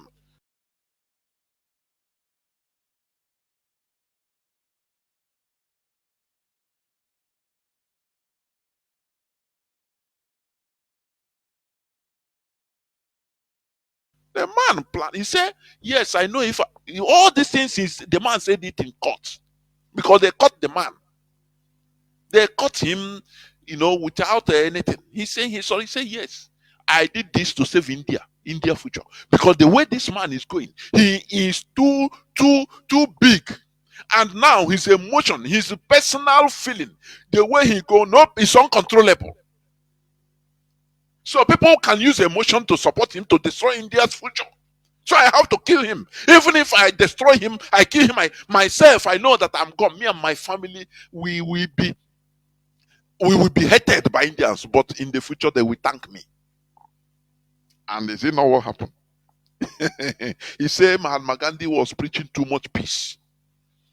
Oh, if they slap you here, touch, don't worry, we are peaceful people. He said, Hindu, if we don't take time, Hindus will become servants, slaves in the face of Muslims. That any violent aggressor needs violent self-defense. This man's too much peace is too much. It will make us become docile because of the love we have for him. Anything he talk, we take it. And now he will put us in a state whereby we can no longer defend, whereas we have neighbors that are violent. Do you see that? Does that not make reason? Does that not make sense? Just tell me, does that not make? That's why he shoot him. He said, yes, by killing this man, I will be devastated. I will lose my life, but I don't care. But it's good for me, I lose my life and save India. And today, what he said, what he did is right. Because had it been the left Mahatma Gandhi, he would try to find a way to join India with Pakistan. So even if they are living like through federalism, so that because he fought for, how can he fight this fight for all India? Now India divide. No. And the colonial masters, they love it. That's why they were giving him even protection. The person that killed this Mahatma Gandhi, do you know who caught him? Who caught him? Onye Jidreya, American Vice Consul. That time. Do you see that? They love it. Politics is so sophisticated. Only if people are at alert, now they can be checkmating anything. Don't you know that? Don't you know that? The same way today, kind of family. Some people use a sentiment. Oh, anything they do is nice. Is kind of family. After all, they are his brothers. You use emotion to follow them, whereas we are restoring a nation. Do you know what is a nation? Do you know what it means? Do you know what it means? When you look at some people have used emotion to be supporting Kano. Hey, what is his name? Kanonta. Nah, leave him now. He's right. After all, he's his brother. So I because nepotism. No, his brother in IPOB. Now no need now. I copy everyone in Nigeria because that is what is happening in Nigeria. Oh, he's a brother now. No, his family. Now, blood is thicker than water. If that's the case, can I have everything? Because that is what is playing in Nigeria, for goodness sake. That is why I used to say, let us remove emotion in this struggle. Otherwise, we are going nowhere. We are going nowhere with emotion. That is it. We must continue. Gumi said, I'm ready to lead the dialogue, to meet terrorists that kidnap them. Once they do, but do you see Nigerian army invading them? Do you see where they are burning house? Say no, but look at in our land. Every time, every can in our land. Don't you see? Even our politicians. Our politicians, many of them support them against us. You see that?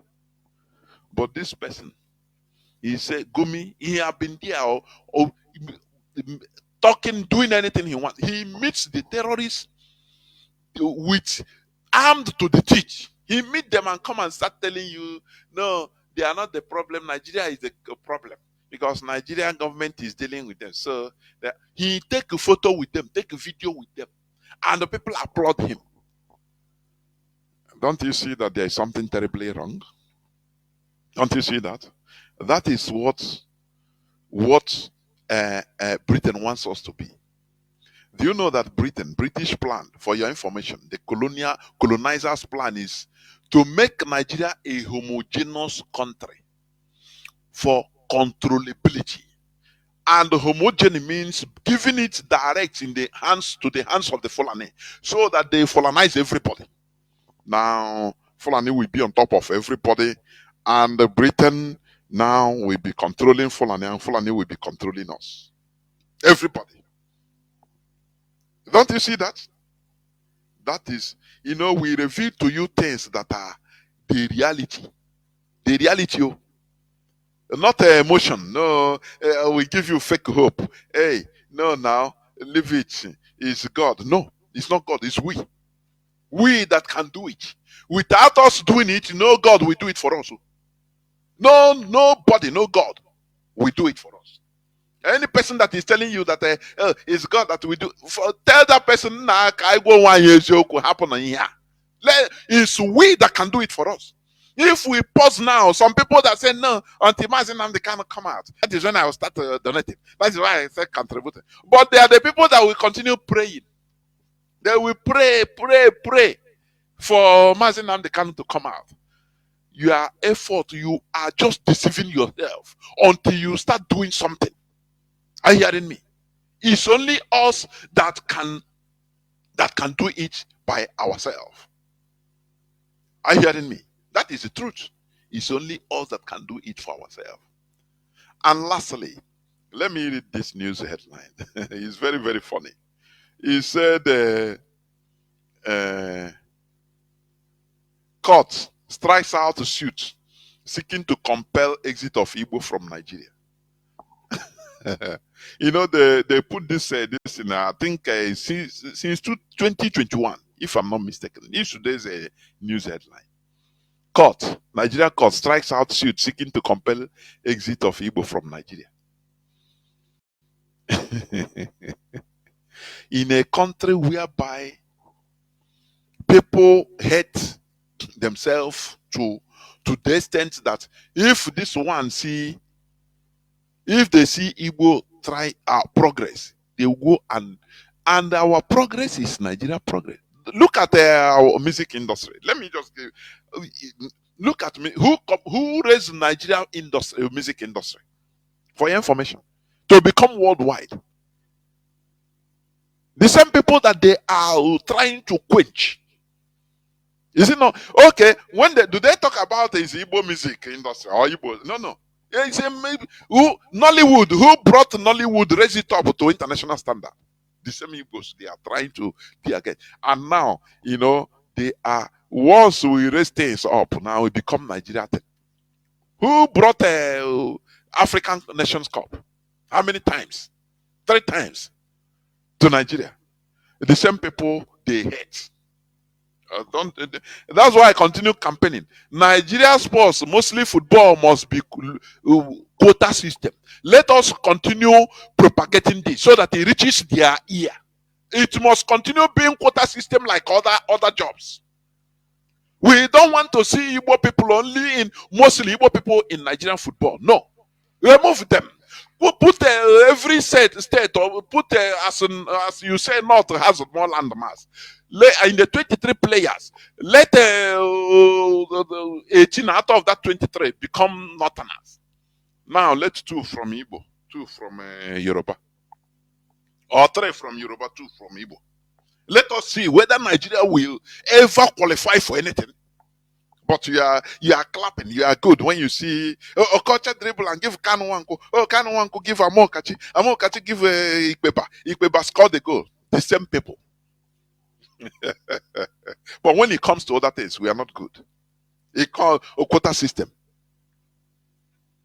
Aren't you supposed to be ashamed of yourself? Why not push us out of Nigeria? No, they struck out it said Justice Inyang Edem Eko of the Federal High Court in Abuja has struck out a suit instituted by a coalition of northern groups seeking the exit of Igbos in the southeast out of Nigeria. You know, when they talk about Igbo, there is something we have to always notice. If a Yoruba man talk about Igbos, he must put that division. He must put South or Niger Delta to make sure for the listeners or for the readers to know that no, these people are not the same. Do you see? This is psychological.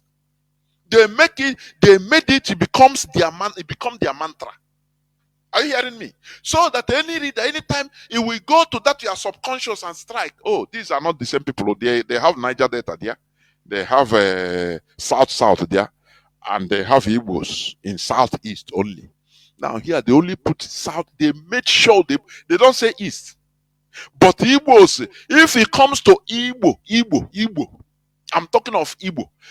Igbos are in 13 states in that zoo called I'm not saying migrated, no. As indigenous. 6 so-called south states, 5 southeast states, and that is how many? 11. Now, in Benue, 12. And in Kogi, Igbos are indigenous there.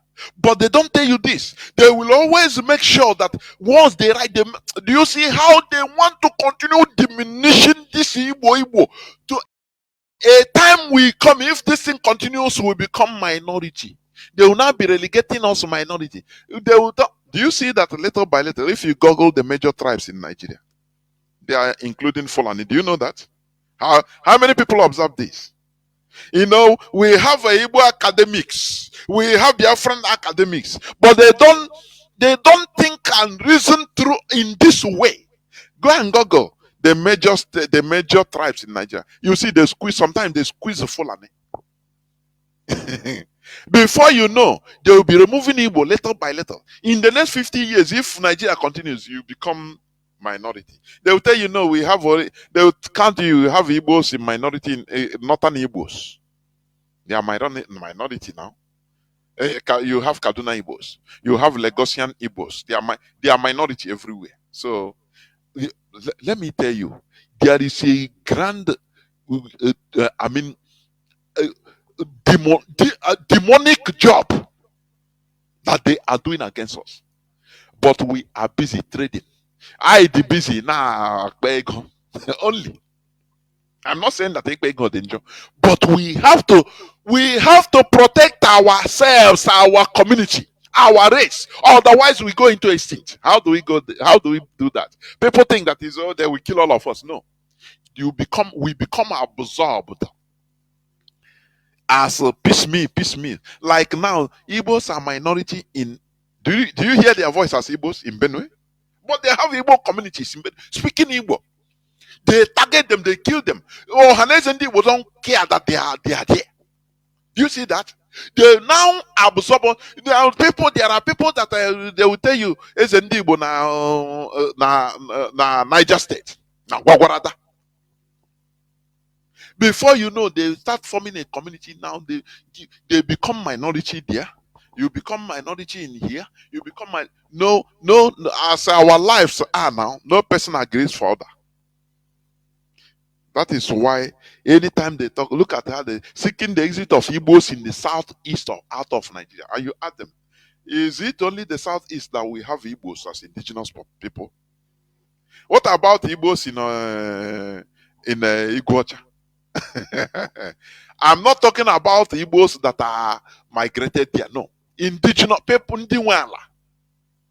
What about in Cross River? What about in Benue, in Kogi, in Bayelsa, in every other south to south to southeast to Kogi and Benue? What about them? No, you don't know. Do you see the division? And the thing have entered into many of our people's mindsets.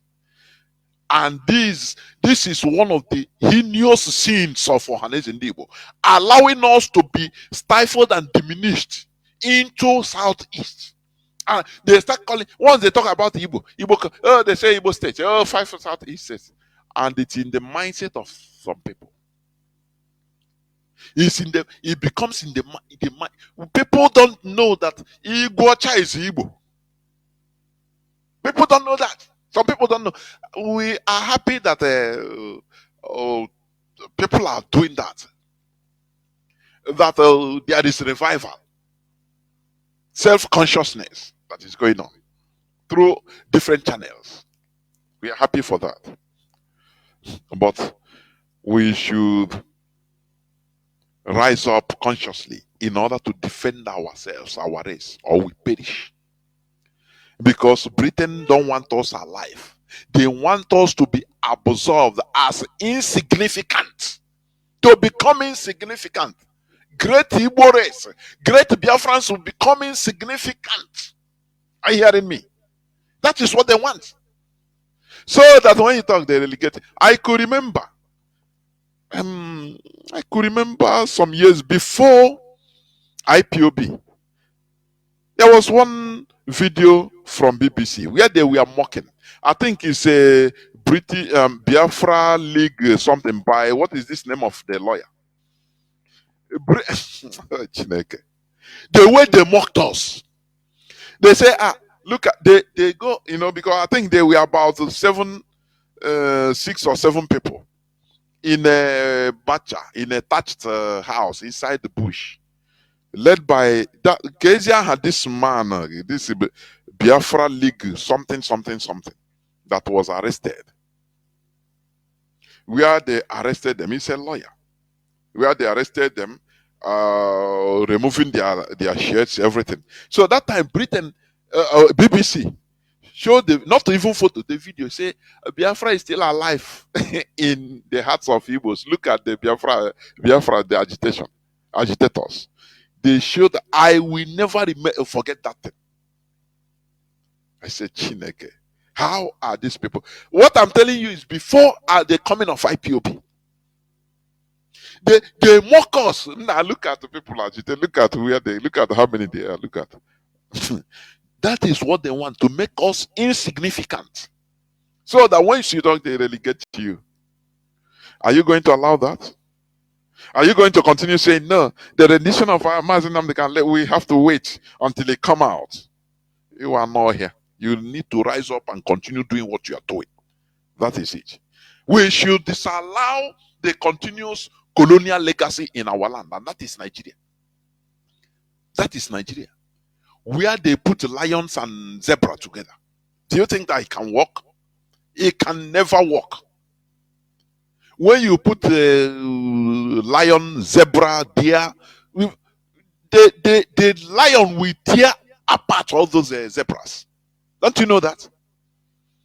That is how they put us, so that they can make sure to colonize everybody, so that I and Rosie are slaves to Fulani, and Fulani is being controlled by Britain. But we say no to that.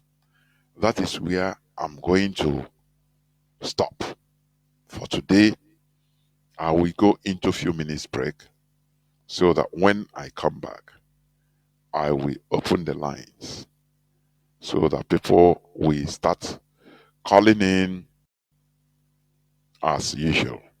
Please do not go away. I'll be right back.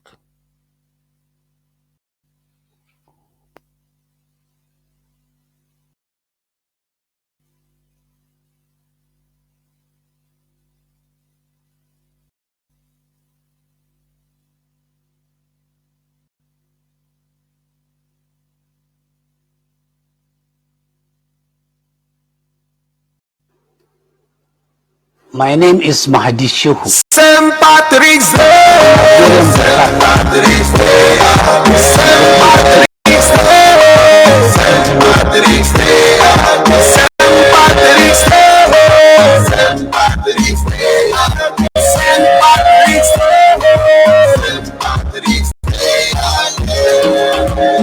Wow! Another St. Patrick Day is here for IPOB Island. Biafran community in Ireland, under the leadership of Mazi Jonathan hereby invites all Biafrans, friends of Biafra, and lovers of freedom in Ireland and around the world As we join the Irish people worldwide to celebrate the yearly St. Patrick's Day parade in County Limerick, Ireland. Date Sunday, 17th March 2024, Time 12 noon, Venue Limerick City Center, IPOB Dublin Zone Assembly Point, Red Cow Tram Station, off Junction 9, M50/N7 exit. Gathering time 8 a.m. prompt. Departure time 9 a.m. prompt. Host IPOB Limerick. For more information, please contact Mazi Benjamin Anyanwo 089-249-0835. Coordinator Gathering Point, St. Patrick Event IPOB location number 33. Join us live here on Facebook. Mazi Isaiah Oba, IPOB Deputy European Representative 089-264-8931. Mazi Charles Oba, IPOB Island National Coordinator 08514344454. IPOB PRO Mazi Charles Ibebubu 087-746-3304. IPOB Limerick Coordinator Mazi Chochi Cosmas and Ben Anyawa 089-249-0835 or 089-960-1378. Mazi CJ Duru, IPOB Dublin Coordinator 089-959-1330. COP Coordinator Mazi Peter Ewuzie Ezudo 085-284-2767. IPOB Waterford Coordinator Mazi Philip 087-1659-162. IPOB Donda Coordinator Mazi Chinedu Duru 087-275-6267. IPOB Carry Coordinator Mazi Ugochukwu Keke Iheme 089-955-8999. Come one, come all. Let's keep Biafra alive. Sign Mazi Stephen Chukwuemeka, IPOB Island National Secretary 085-868-3440.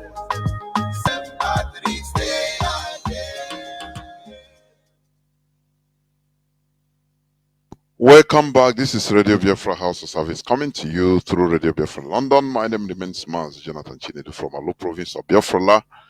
From Alo Province of Biafra.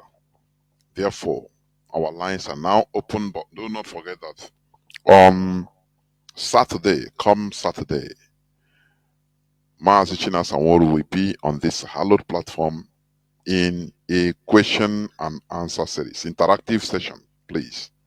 Question and answer series. Please do not miss that occasion or that program as usual. And because of that, I will defer my Saturday religious program or religious discussions to the following day, being Sunday. Please note it down. On Sunday, I will host it as I did the other time. Please. Because of the program on Saturday, now I will refer or defer it to Sunday. Our lines are now opened. Our direct line is as usual +1 213 328 6224. I repeat, +1 213 328 6224. Our WhatsApp and Signal line is +61 405 142 47. I repeat, +61 405 142 547. If you are calling on Signal, you send. I restarted, or I rebooked the Signal, which means the whole thing became blank. So you have to call. If I never accept your request, I will see it and accept it before you can talk or call so that I can pick. Caller on WhatsApp, you have been there for going to 4 minutes. Caller on WhatsApp, thank you for holding on. Can you hear me? Welcome to the program. Jonathan Chinedu. Good evening from here, from Italy. Many Okeke, formerly known as Marcel Okeke. Mazi, I thank you for your rendition. And because of this, your lectures in Radio Biafra, that was why Nigeria government tell Ibrahim to attack Radio Biafra. You understand? But they have failed anyway. They have failed because in this radio is where we worship. Stop this radio. You understand? So I thank you, Mazi, for your rendition today. You have touched so many areas affecting us as a people. You know, one thing our people must deal with is emotion. I continue saying it, tweeting it, I say it wherever I find. It can stop me from this agitation because without proactive struggle to restore Biafra, I'm gone as a human being because I come with my eyes seeing the intimidation of Nigeria. I hate intimidation. I can't withstand it as a human life. That's why whenever I go, I have not been intimidated. Anywhere I go, people used to know me very well because there is nothing they can do in this house to intimidate me. Instead of both, it doesn't matter how strong, how tall you are, you will go down. So you breathe, I breathe. So no human being can come and try to change the narrative. You cannot stop us. We continue moving because we are not. I come because of Biafra, not because of any human being. What brings me in this struggle is freedom for Ndi Igbo, not freedom not because of anybody. So this struggle we must continue. And another, hello, Mazi, can you still hear me? The whole world is hearing you, not only me. Go on, please. Mazi, please. Any difference on how agreeable our people are, always and put us in the front because we are doing what no Igbo organization have ever done. We are the eyes of the Igbos. Even I don't know how to put this IPOB. We see nobody can stop us. We are unstoppable. So continue to promote IPOB because we are not stopping. Nobody can because of Nanike. We cannot stop because our leader is in detention. No, not even their siblings of nobody can stop us. We have come because of Biafra restoration and to restore Igbos from 100 years of exploitation, marginalization from Western world, not even Nigeria. So we must continue the struggle no matter what happens, Mazi. Please, you have to continue promoting IPOB because IPOB is doing wonderful. And the IPOB, we must continue. Nothing can stop us. Let me give you that chance to talk, Mazi. Thank you for giving from here. There, Mazi. Thank you very much. Very concise. That is it. How can we stop? Are we foolish? Do you think that we are stupid? It's only stupid people that only if Mazi Nnamdi can come out. Because now I want to assume here now let Mazi come out so that we start from there. So if all of us do that, just I inch our break up in your Radio Biafra on your own again. Now that Mazi Nnamdi Kanu in Asika Opota, I who's your target say Apota. Ya pụtazie ya kelee gị si nna ịgbalịkwara so ọ kwụsịrị waiting for me. Oh, you people are good. Oh, you are not contributing, eh? You are no more supporting IPOB. Now you did well, oh. You are waiting for me to come out. Now when I come out, you start. Okay. Or Naganakana as a good person, as a oh, you are not contributing, eh? You are no more supporting IPOB. Now you did well, oh. You are waiting for me to come out. Now when I come out, you start. Okay. Or Naganakana as a good person, as a very, very foolish. That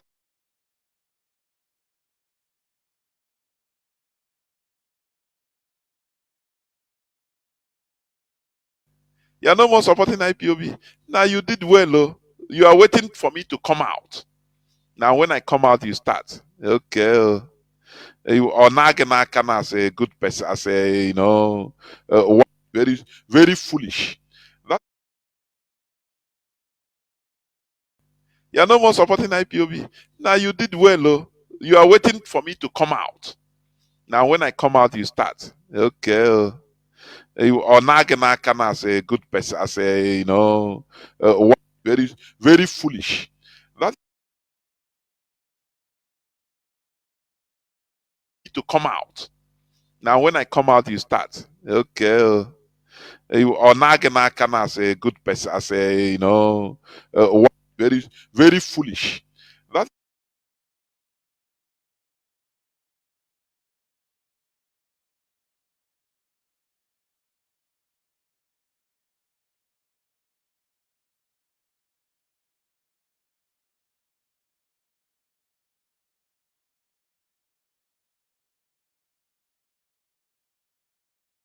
is very foolish.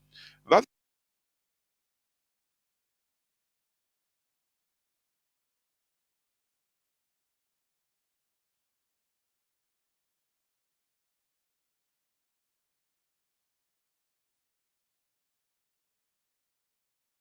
is very foolish.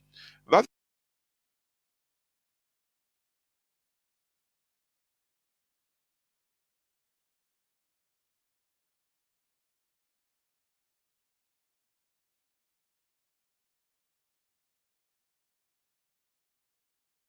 is very foolish. That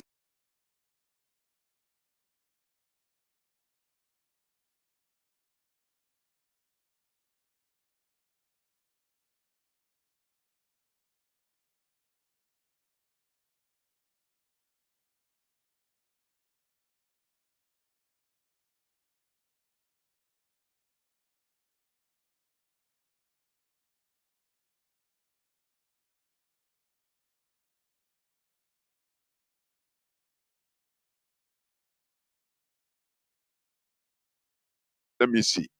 Let me see. Let me see. Prayer is a solution. Jigawa State Governor advocates amid hardship in the country. A governor say prayer is a solution. That is what they promote. They don't want you to understand that we as human beings, the population is the solution. If you are productive, if they teach you, if they make the policy of using your brain, if they promote, look at during elections, what do they promote? Who do the politicians use? Musicians, those that will come and people raise emotion, actors, I mean, imams and pastors and reverend fathers, church clergy in general, people that condition your mindset. These are the people they use. You understand? And they promote them because they use a tool. These are tools for keeping you in abject penury. Only emotions, that is what they want. That is why they promote them. They allow them to thrive. Do you see them promoting engineers, practical engineers, not academic engineers? So no, practical ones.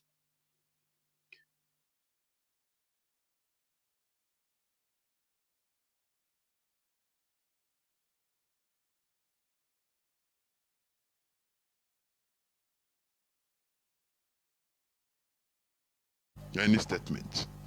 Either contribution. Let's see. Let me see. I put on our is now green, but let me start hearing my voice from the IPOB community radio before. Yes, yes, yes. It's okay now. It's okay. Now, caller on WhatsApp, please go on as the thing is back. Mazi Chiku, can you hear me, please? Yes, I can hear you, Mazi Jonathan. There, Mazi. Thank you for holding on for 5 minutes plus. Go on, please. Okay. My name is Chukwemano. I'm speaking from my location. Thank you once again, Mazi Jonathan, as always. I greet my leader, our leader, Mazi Jonathan, the man who set up this platform to expose so many evil that was hidden under the roof of heaven. I greet you once again. Yes, I want to start today about the Azikiwe, because so many times I start to think, to reason. I come to understand that in Igbo land, only Igbo na-asị na-atụ ilu asị na na-atọ ozu ụta na ụta dịrị ozu. That means na mgbe mmadụ nwụrụ, ya nwe ihe onye ahụ mere mgbe ọ nọ ndụ, ya wuru mistake, na agaghị aga ịta ya ụta maka na ọ nwụọla. So ọ wụzi ndị ahụ nọ ndụ ga-elezi anya na mistake ahụ onye ahụ nwụrụ mere, ha emezie ya maka ọdịnihu ndị na-abịa. So let's assume Nnamdi Azikiwe pụta gbachi azụ now.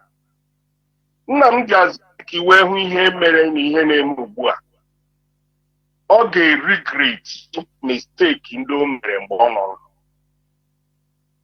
Ọ ga-regret, ọ ga-ebe akwa ihe o mere. But ihe na-atọ m ụjọ, ihe na-ewute m bụ ndị a nọ ndụ, like Peter Obi example, na ndị Igbo ndị ọzọ dị iche iche, kwesịrị isi n'ihe mere ihe Azikiwe mezie ụzọ ha ka tribe ha ghara ịsọfa ihe a na-asọfa ugbu a. Ha emezie ntị ha ka ha na-anụ ihe, ka ha na-aghọta ihe, which is very, very bad. Ihe ndị ọcha ji wuru ndị ọcha wụ, ndị ọcha na-aga na history, ya nwee mistake ndị nwụrụ anwụ ma ancestors whoever mere, ndị nọ ndụ ahụ emezie ya maka ọdịnihu. Maka na ihe gbasara this life is just soldier go and soldier come. Ndị ahụ nọ bịara ahụ mistake ndị nwụrụ anwụ mere, ihe mezie ya ma ndị na-abịa. But ọ dị otu ahụ na taa. So oge ụfọdụ atagide Azikiwe ụta ka hapụ ya. Ndị a ga-ata ụta karịa ahụ ndị ahụ hụ mistake ahụ emere, hụ that na ụzọ adịghịrị Nigeria, ụzọ adịghịrị onye ọbụla siri onwe ya hụ Nigeria. Ihe na-eme na Nigeria ugbu a ka wụ mmalite ihe mgbu, nsogbu ka nsogbu na-abịa na Nigeria, ma ndị nwere sayensị na-eche echiche at extent. But na ndị nzuzu ha ga na-eche na 2-3 years, 100 years na Nigeria ya adịma. Haman ihe nsogbu Nigeria ka just malite. I'm the top about. Let me go to Gumi, the statement, according to what you read this year. Gumi is part of the terrorist government in Nigeria. He is involved in that kidnapping. And they kidnap those children for a purpose. The kidnappers have claiming 47 trillion, not million, 47 trillion, and 11 kilos of and 150 motorcycle. Gumi is involved in that arrangement, together with the Fulanis in Nigeria. But who will ask him question, since he is the head of the terrorists in Nigeria? Who will ask him question? Who have mouth to say anything? Even the so-called Tinubu as a president. Tinubu, did he have mouth to ask to say anything? He cannot say anything. It's only IPOB and then the Kano. Nigeria have power to exercise their power and all of that. So it is a pity that we find ourselves in a situation of that place we call Nigeria. And the Fulanis, the Britain and the Europeans and all of them are inside the Fulanis, using the Fulanis to hold the whole Africa down. That is why our leaders said that Nigeria is a cancer to Africa. If we cut Nigeria head off, Africa will see the light, and that is correct. They use Nigeria, they use Fulanis to make sure Africa remains slave forever. If you see what is going on in Nigeria, you will be crying every day. Nothing is good in Nigeria. If you go to the side of religion, that's the worst. The side of the religion is the worst. Christianity in particular. If you go to every home in the village, there's no peace because of religion. Each compound, you will see more than 3-4 religions inside the compound. And that is how the whole place become enemy to each other. If you go to township, each plot, each maybe 3 decades or 4 decades, you will see more than 4 or 5 churches in that in different churches. Different churches. Because the Fulani saw what is coming. They allow the Christianity to be they continue registering different churches. It's almost going to family. A little in each family will have their own church in Nigeria, and thereby there's nothing like communication, friendly or anything that they can come together and ask questions of what is happening in Nigeria. For example, see what they call Khan. What you call Khan is another political wing of, they are using Christians to claim that they are working for God. Why they are there to hold people into forever slave. Everything about Nigeria is hell on earth. This thing you call religion, both Muslim and Christianity, is just to hold people into forever slave. It's not that they are going to heaven. There's nothing like a heaven. Heaven is here on earth. Heaven is America here. Heaven is Europe, China. If you put your country to be good for your people, that's all.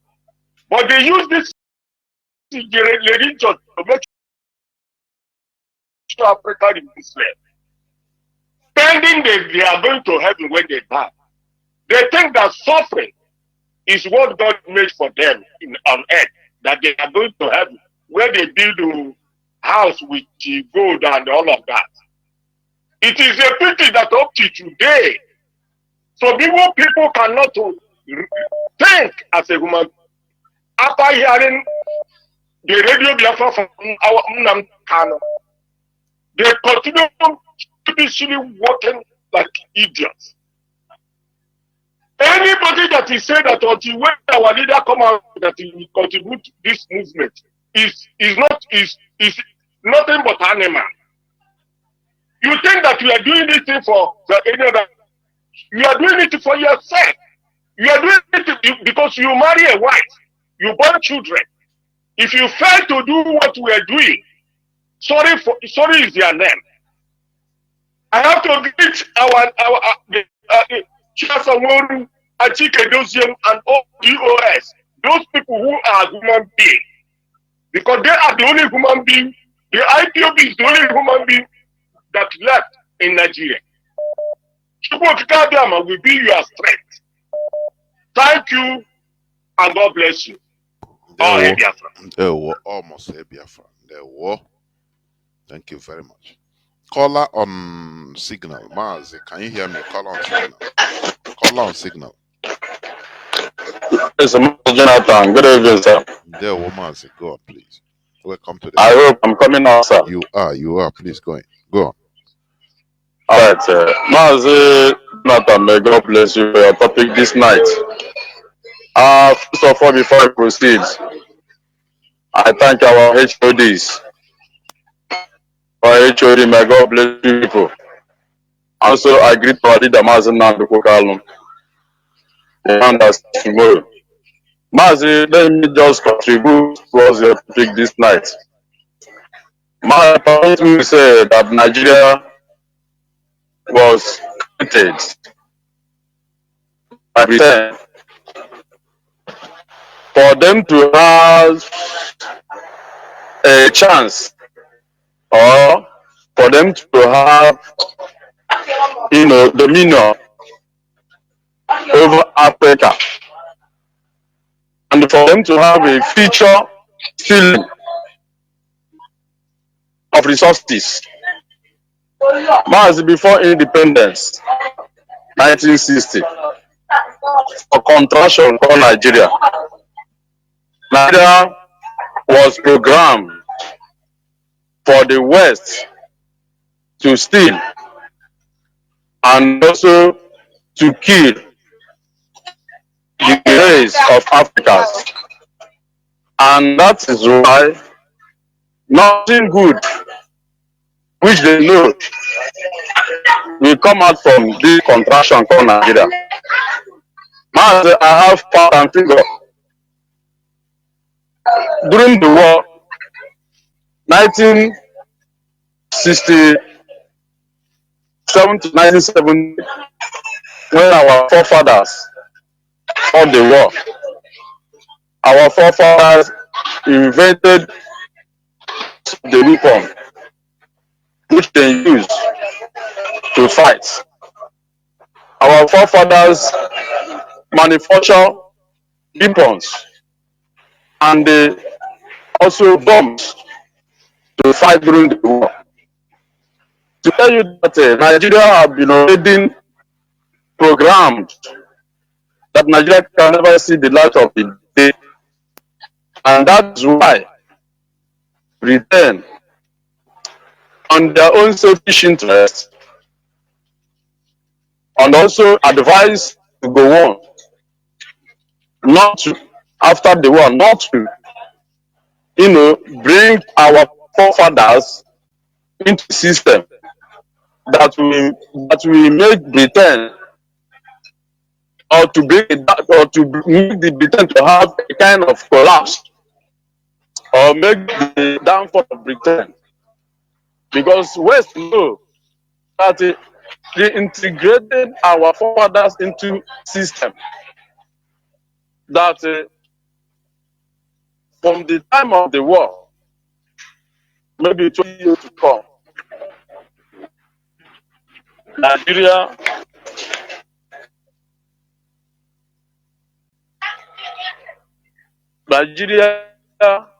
they start importing and exporting ammunition. Mazi, they use religion in order to make our people to be so lazy, in order to make our people to have a kind of, believing that manna will from heaven.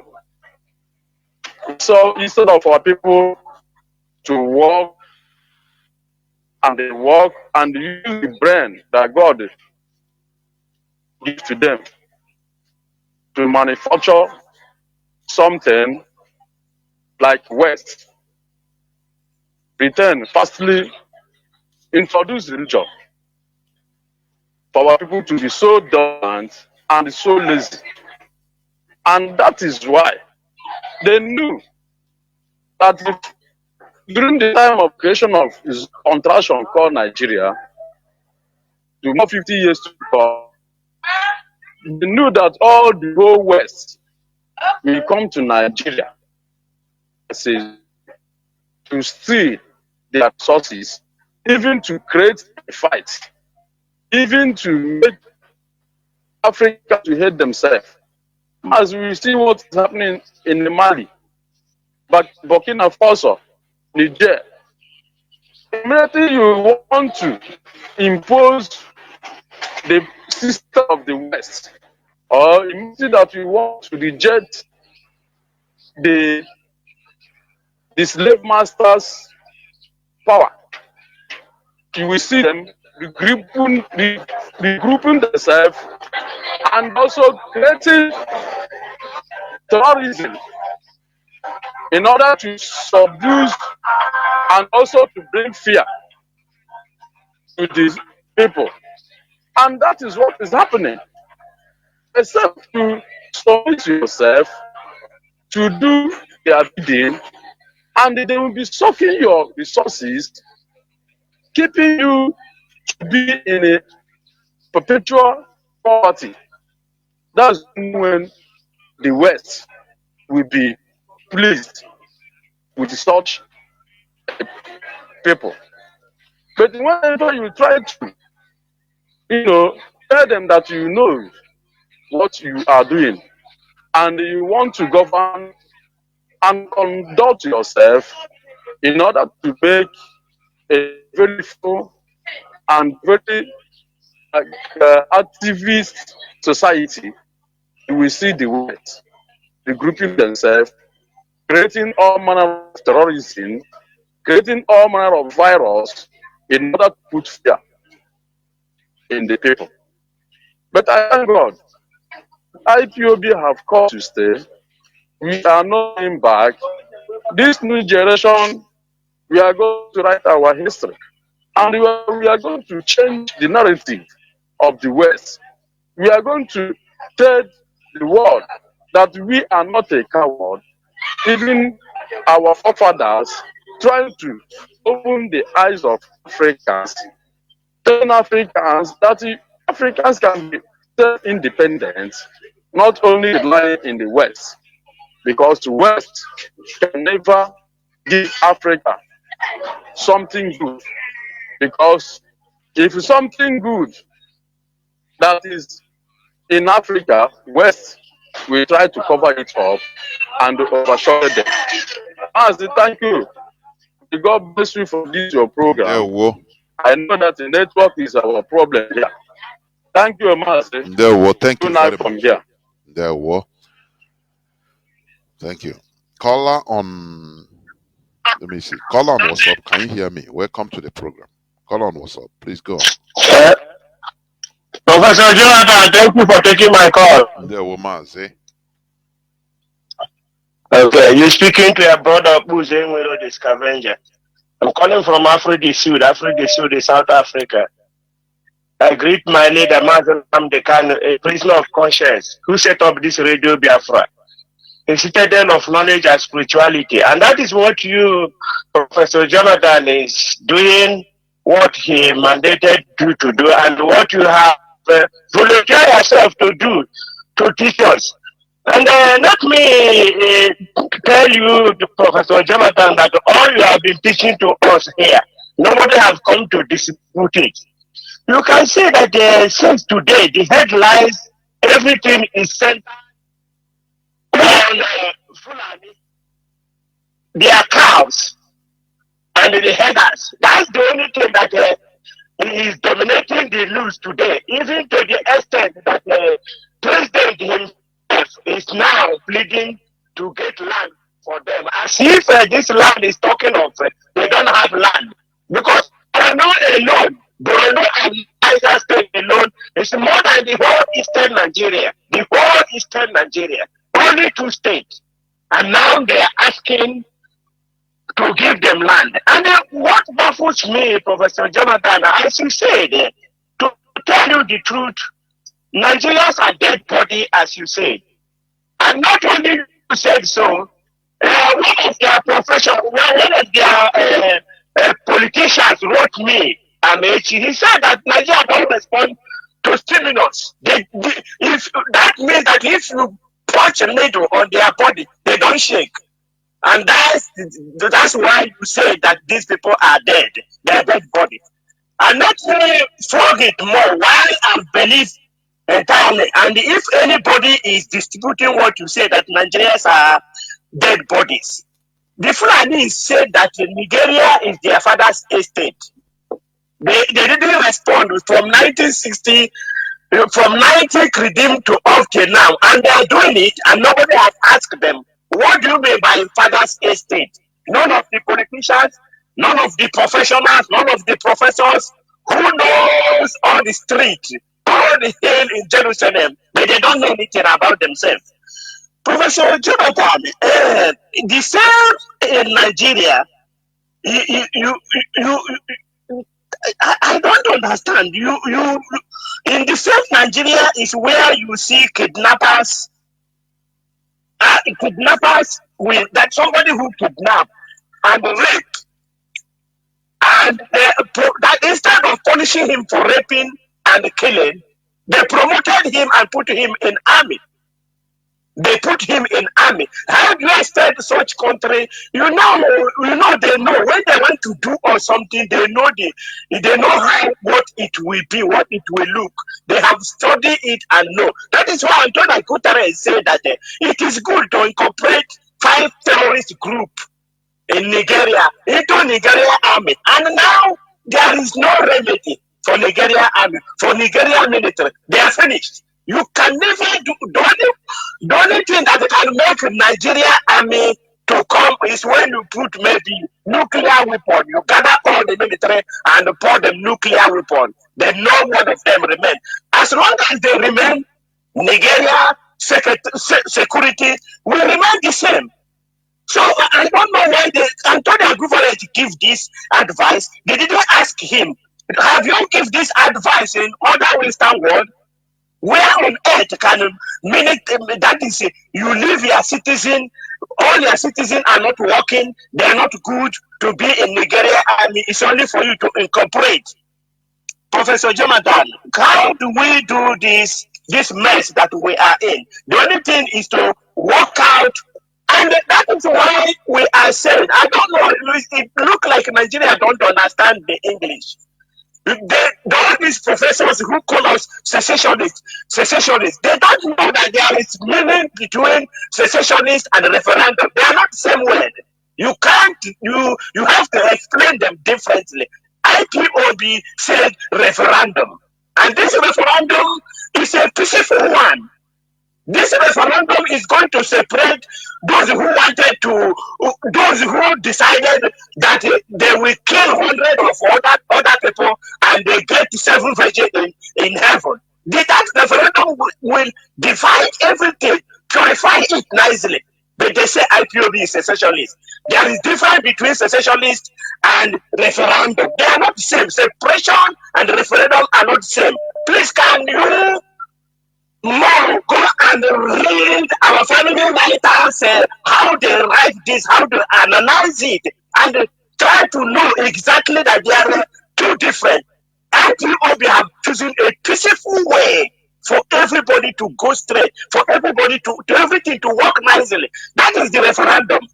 And now, as you say, when they come, you take it, they don't know what they're doing.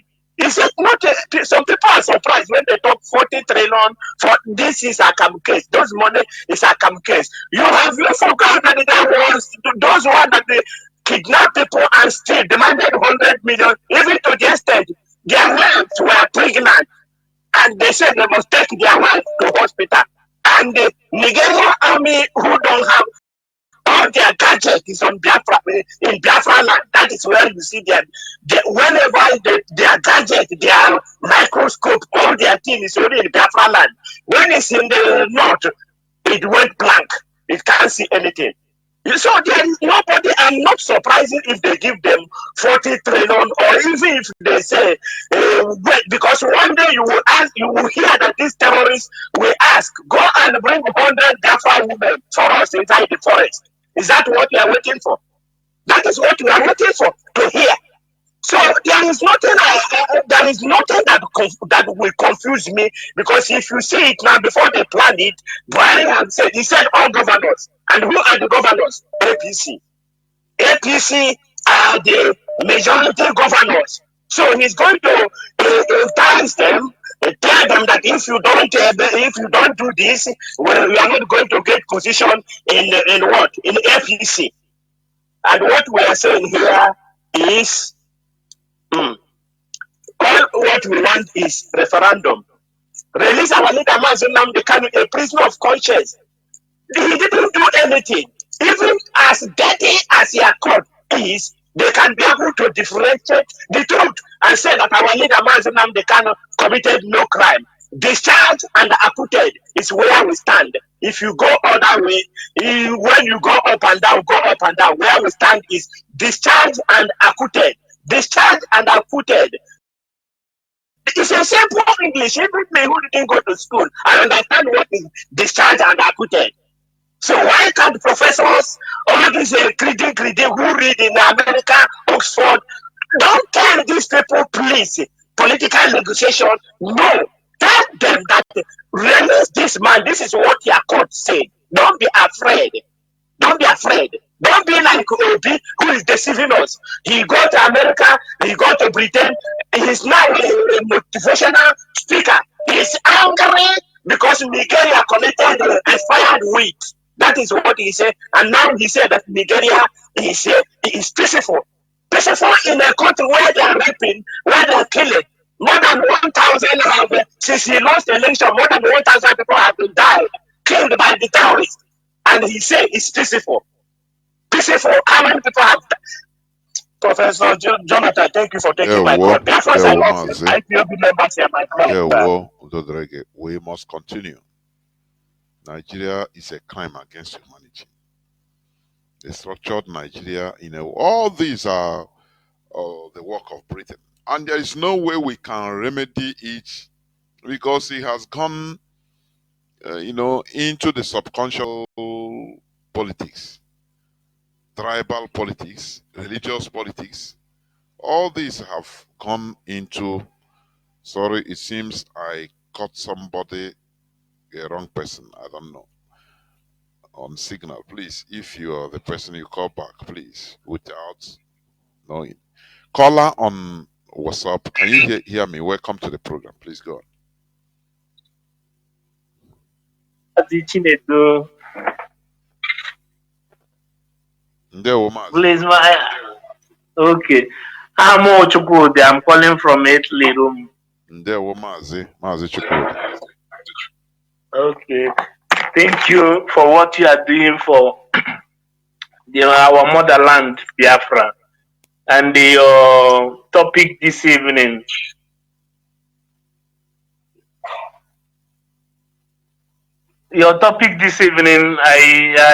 I so much appreciate the way you express everything. But I beg to disagree one thing.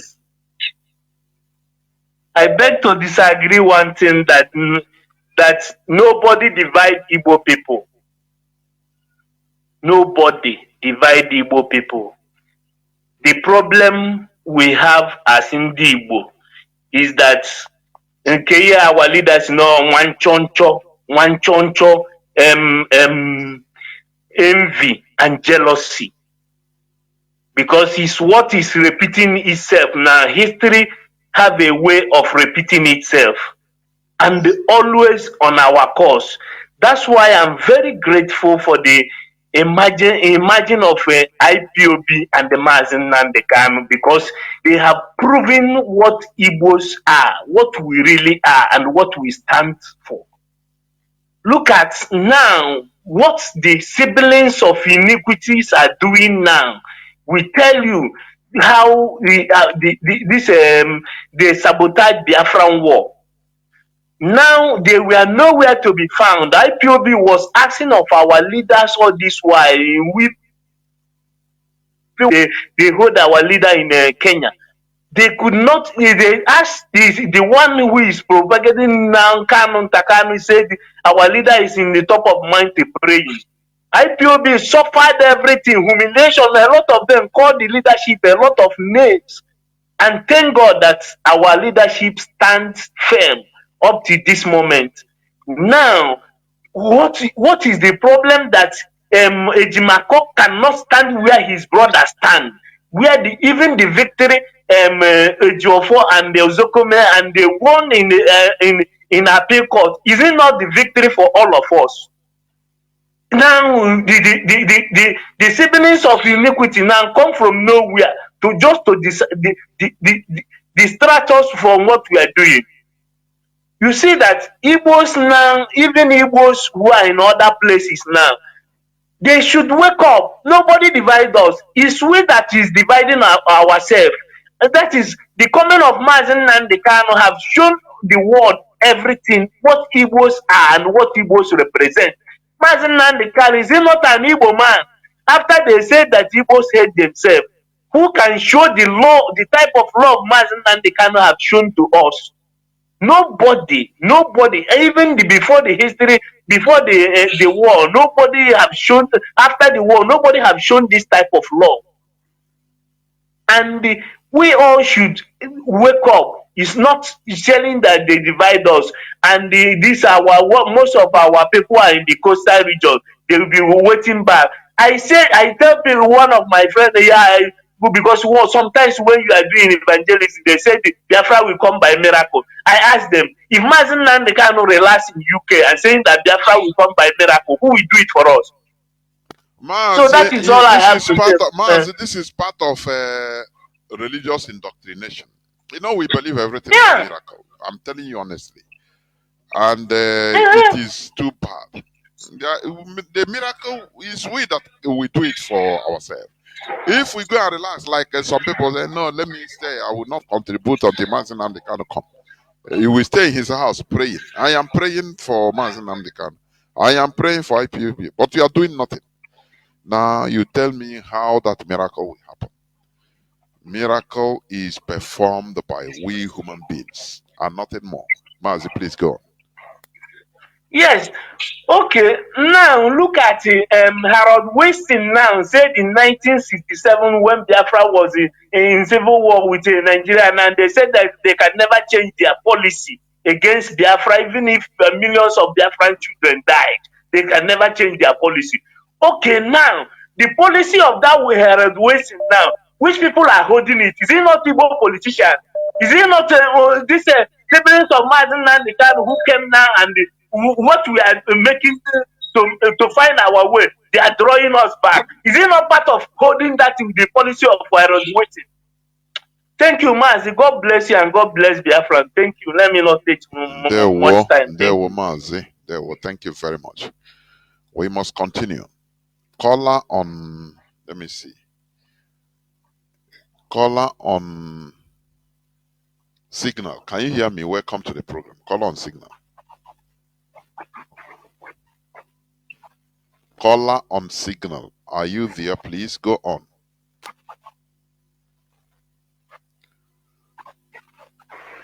Caller on Signal once again. Can you hear me, please? Celestine Oba.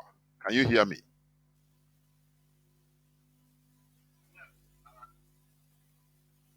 Mazi, go on now. Go on. There, will go on, please. Go on. Good evening, Professor Jonas. My name is Mazi Jonathan Chinedu, and I am calling from Akwa Ibom State, the land of Biafra. Professor Jonas, I want to say one thing. And that thing I want to say is that nobody is a Nigerian. If anybody count himself as he or she being a Nigerian, it means that that person he was a bastard. Nigeria is an empire put up or instituted by the British, where the Britain are the directors, the Funanis are the managers, and every other indigenous population that make up this contraction are the neighbors. Therefore, nobody is a Nigerian. Another thing I want to tell our people, Professor Jonas, is that sentiment and the emotions are two factors that are not known to freedom fighting. Freedom fighting is anchored on the cardinal principle of command and control. Move, you move, stop, you stop. Nothing more than that. Our people must have to develop a kind of, what do you call it? This mental toughness. It is only mental toughness that can make our people excel in this vanguard of or quest for freedom. That is another thing I want to tell our people.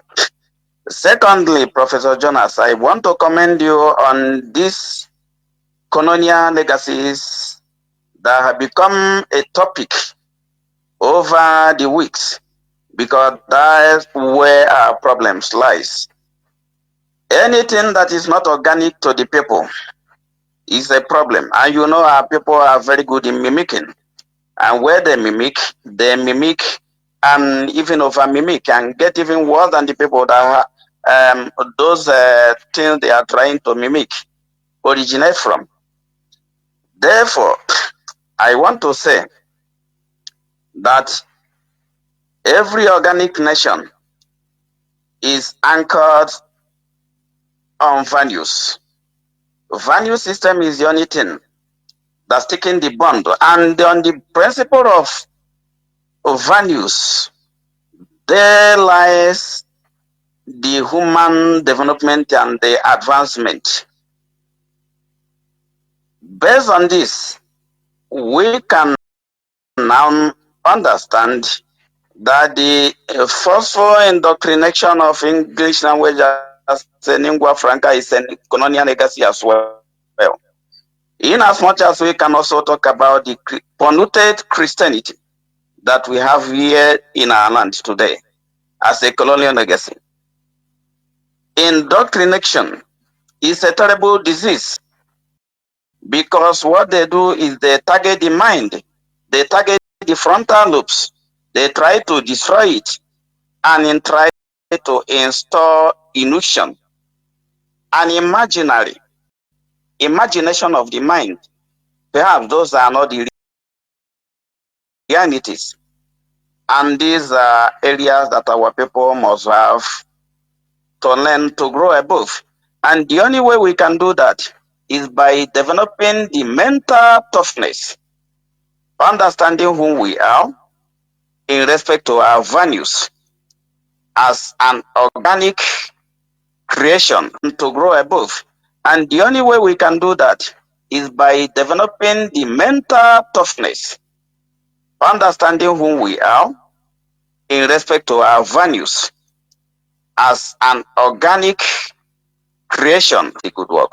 May Chuko Kikabama keep blessing you. Almost Biafra. There were. We must continue, and I'll pick this caller on WhatsApp.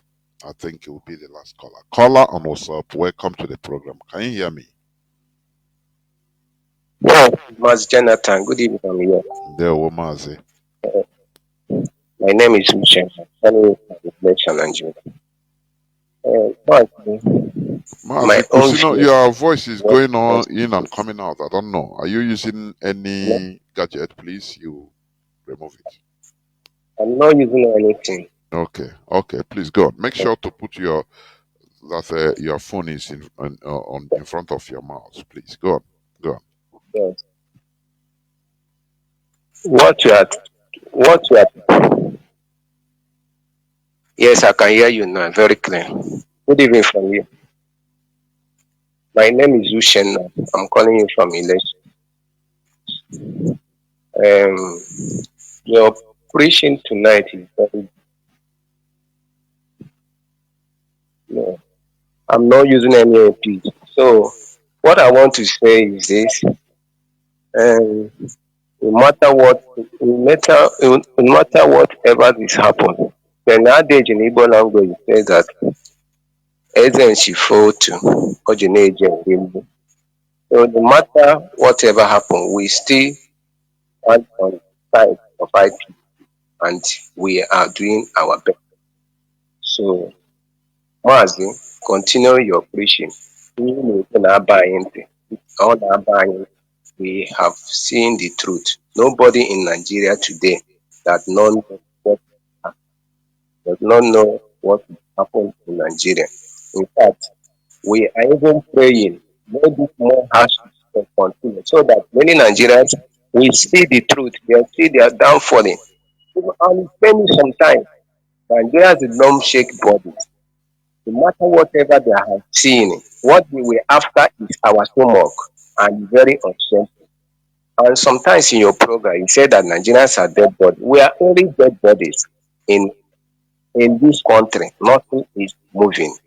So, what I want to urge IPOB, according to our leader said that no inch of land on Biafra must be given to any ruler, and we stand on that.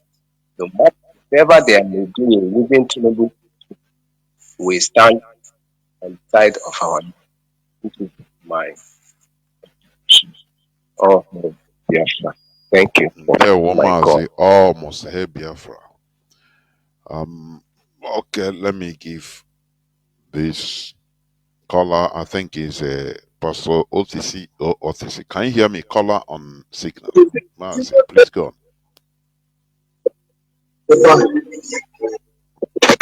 Caller on signal.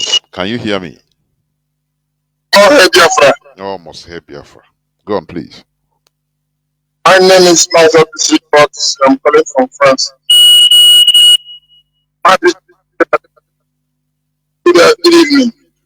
When you start every evening, if I can call.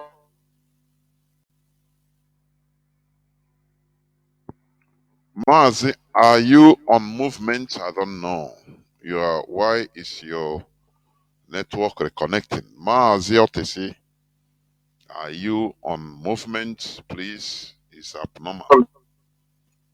It take a long some time very finish. I cannot continue. The new port. I want to contribute in the area of the seaport, because this is a new development for our people. And if our people can obey and remove fear and follow the direction of the US, then you see the turnover and the odd vote blockage will change and the things will start to happen. And another thing I want to say, we need to remember that the foreign hand that hold the Nelson Mandela, that hold our leader, are not yet broken. They're looking for another means to see if they can put us in confusion or put us in distraction. That's why they are trying to see if they can find a goal or the weak persons. They are going to use to cause havoc among us. And what we are supposed to do is focus. As I used to say our brethren, we need to be focused. Let's talk about something about what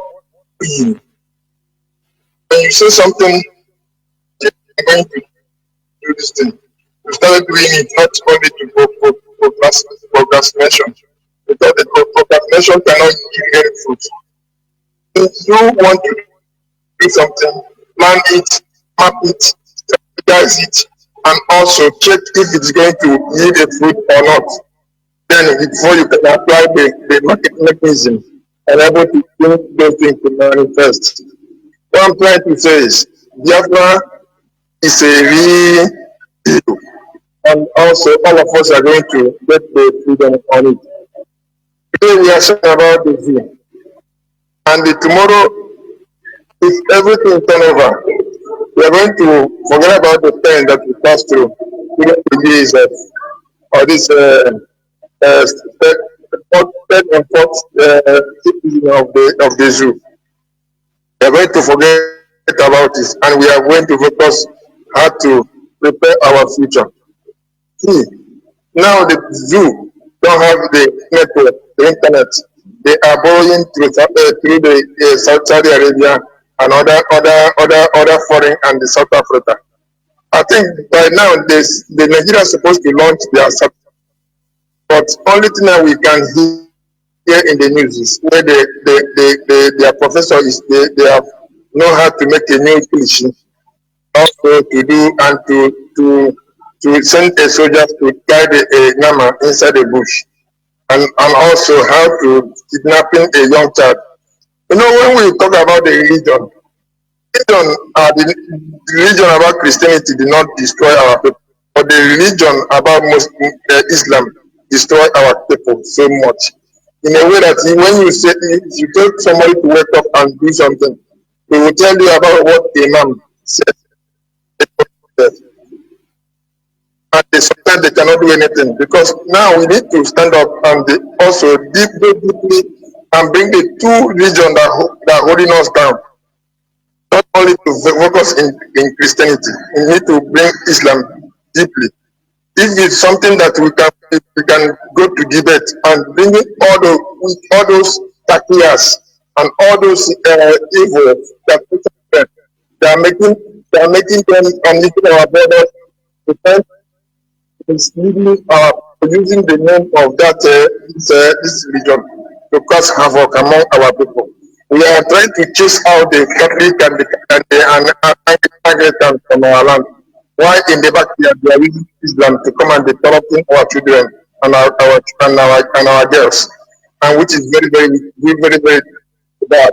Because tomorrow, if we get Biafran and we do not handle these two religions very perfectly or very seriously, it's going to cause more havoc in a way that some mentality will not change, and some people will not be sanctified and be purified, because we are building a country which the religion cannot influence. Our common goal is to make sure that the issue of Biafra is the first thing before other religion or before other things. Because when you deal with Biafra and they also make it in a way that before anything you can do, you think about Biafra. If you want to practice your religion, practice inside your home, not outside. Then you see things will start happening.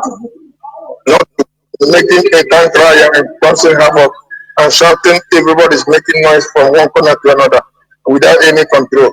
What I'm trying to say is, our leader is coming out, but the issue is there.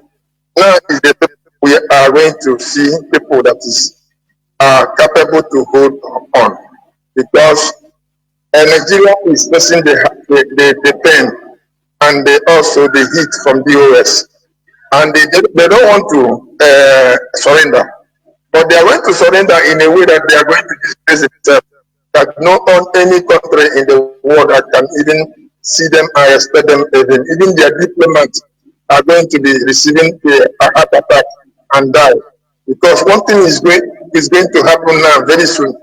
When you say you're a Nigerian, they will pack you one side and start controlling you, and will not see any bad thing from your pocket or from your. They will detain you because of your passport or their name they call Nigeria. It's going to be worse than those diplomats and all those agents, because when the time is reached, the music, everybody is going to dance it. In our home, we need to keep on. Our people, please, don't panic. We are about to finish this race. As our Lord said, we are inside the dark age, or dark room now, because our leader's wife said something. He said, when you are inside the dark room, if you stay there long, you will discover there is a light inside there. We've been stay in the dark room for long, and we've been seeing the light that's shining inside the dark room.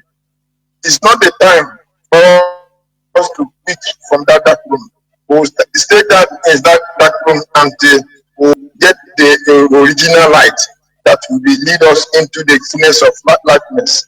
That's the only thing I can say for this hour. God bless you all. Yes. There were Mazi. And very much. About our brother Mazi today. We love him. We need to bring him back to the program. Yeah, he's okay. He's around, and anytime he can still come up. We have been talking privately. He's okay. Thank you very much. Thank you very much. Mazi, why, when you talk about religion, why we also talking about Christianity is the one that we know more in our land. We are facing reality. We don't even want another one, Islam, to come to us, because we are facing the one we are facing already. That is why, because it's what you experience. From there, you will talk, you will speak of your experience. It's not the one they tell you, the one you never see. So let us be factual. We are not going to leave the problem that is affecting us. Now we start talking about foreign this thing that we never much experience. We are talking about virus in our land. That is it. Not the one that they want to bring that never come. No. The one that is around is what we are talking about. Caller on direct line, you'll be the last caller, please. Make it as brief as you could, please, because I just pick your call because you called on direct line. Otherwise, I'm already, finished with calls. Please go on, call on direct line. Can you hear me?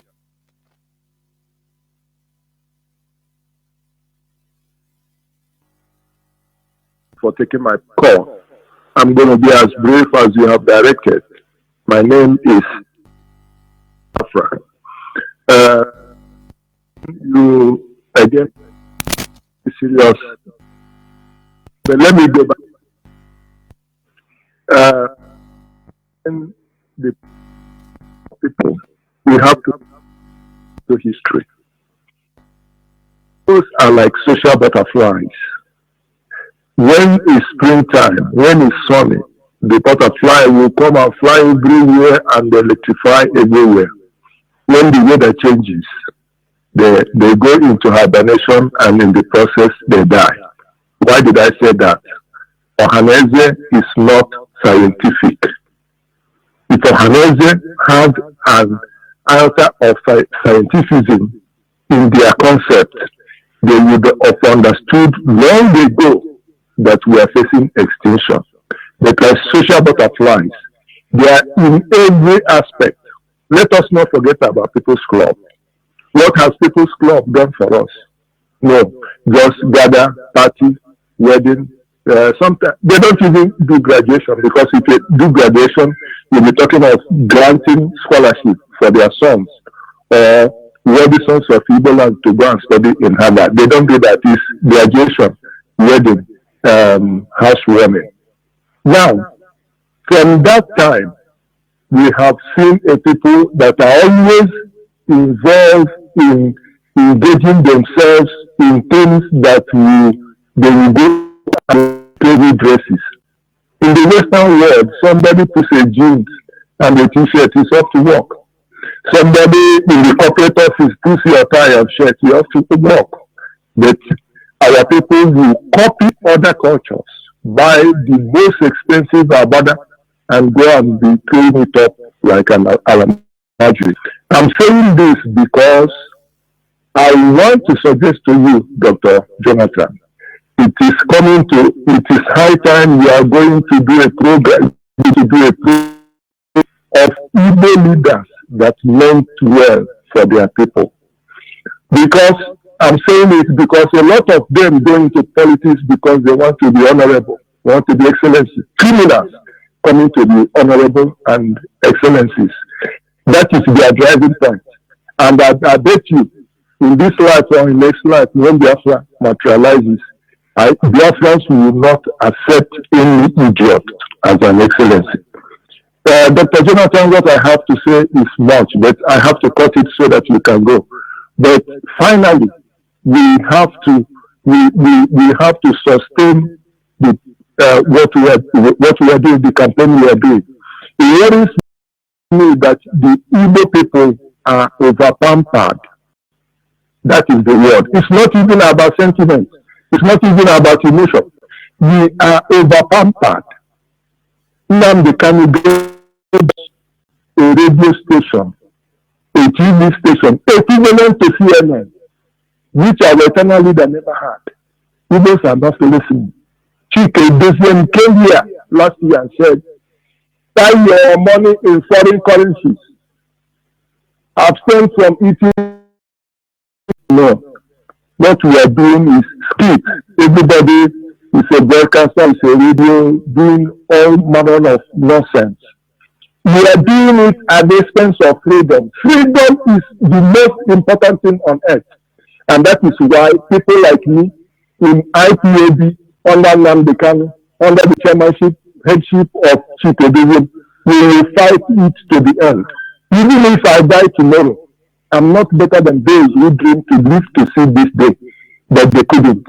Yet they died because of Biafra. Yeah, our people don't listen to Radio Biafra. And when they listen, they don't take it serious. And that is why we continue going into pit holes upon pit holes. Yeah, you talk about intellectuals. We have a lot of them. Where are people like Pat Utomi with PhD or more than 20 PhD in economics? Nigeria could not even appoint him an economic minister. Where is Abakoba, who is even a judge in London? These people will not come out and tell Nigerian government what you are doing is wrong, because everybody is sure. The rest can go to hell.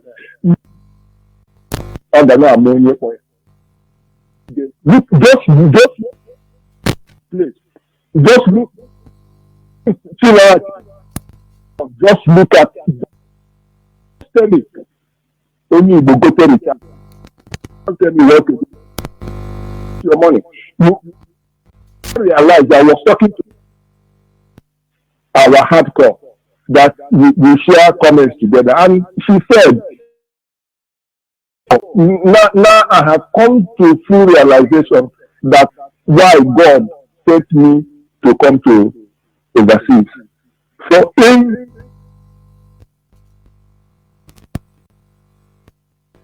for that, and because you go there, make money, come and build big house in the village. No, you are going to be a ladder for freedom first. For those who didn't have the opportunity to do it. After that, every other thing will add up.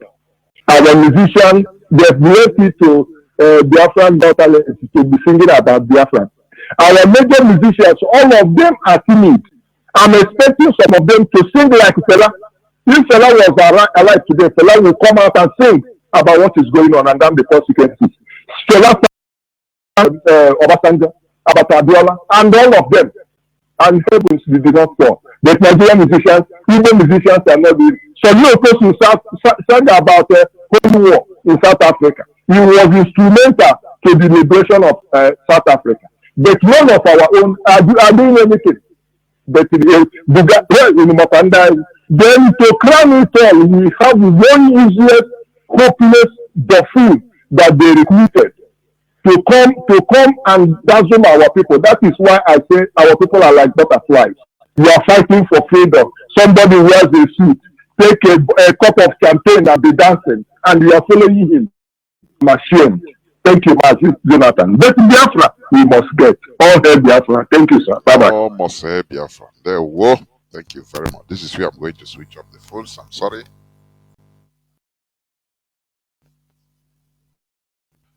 From my gadget, the wire. That is it. You know, we have to be truthful here. Our brother is called from the wire connecting, and I will rectify it. So, Biafrans and lovers of freedom, like what Mazi, the last caller, said, you know, singing like Fela and others. Who, which Igbo musicians have sung about the situation, you know, castigated the Nigerian government in his songs like that. If not, what Biafrans are doing now. Just tell me. The reason is this. These are people, you know, what they do is catch them young. Have you forgotten when they wanted to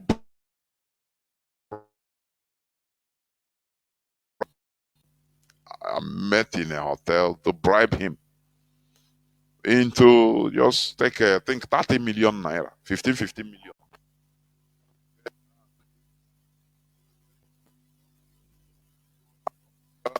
That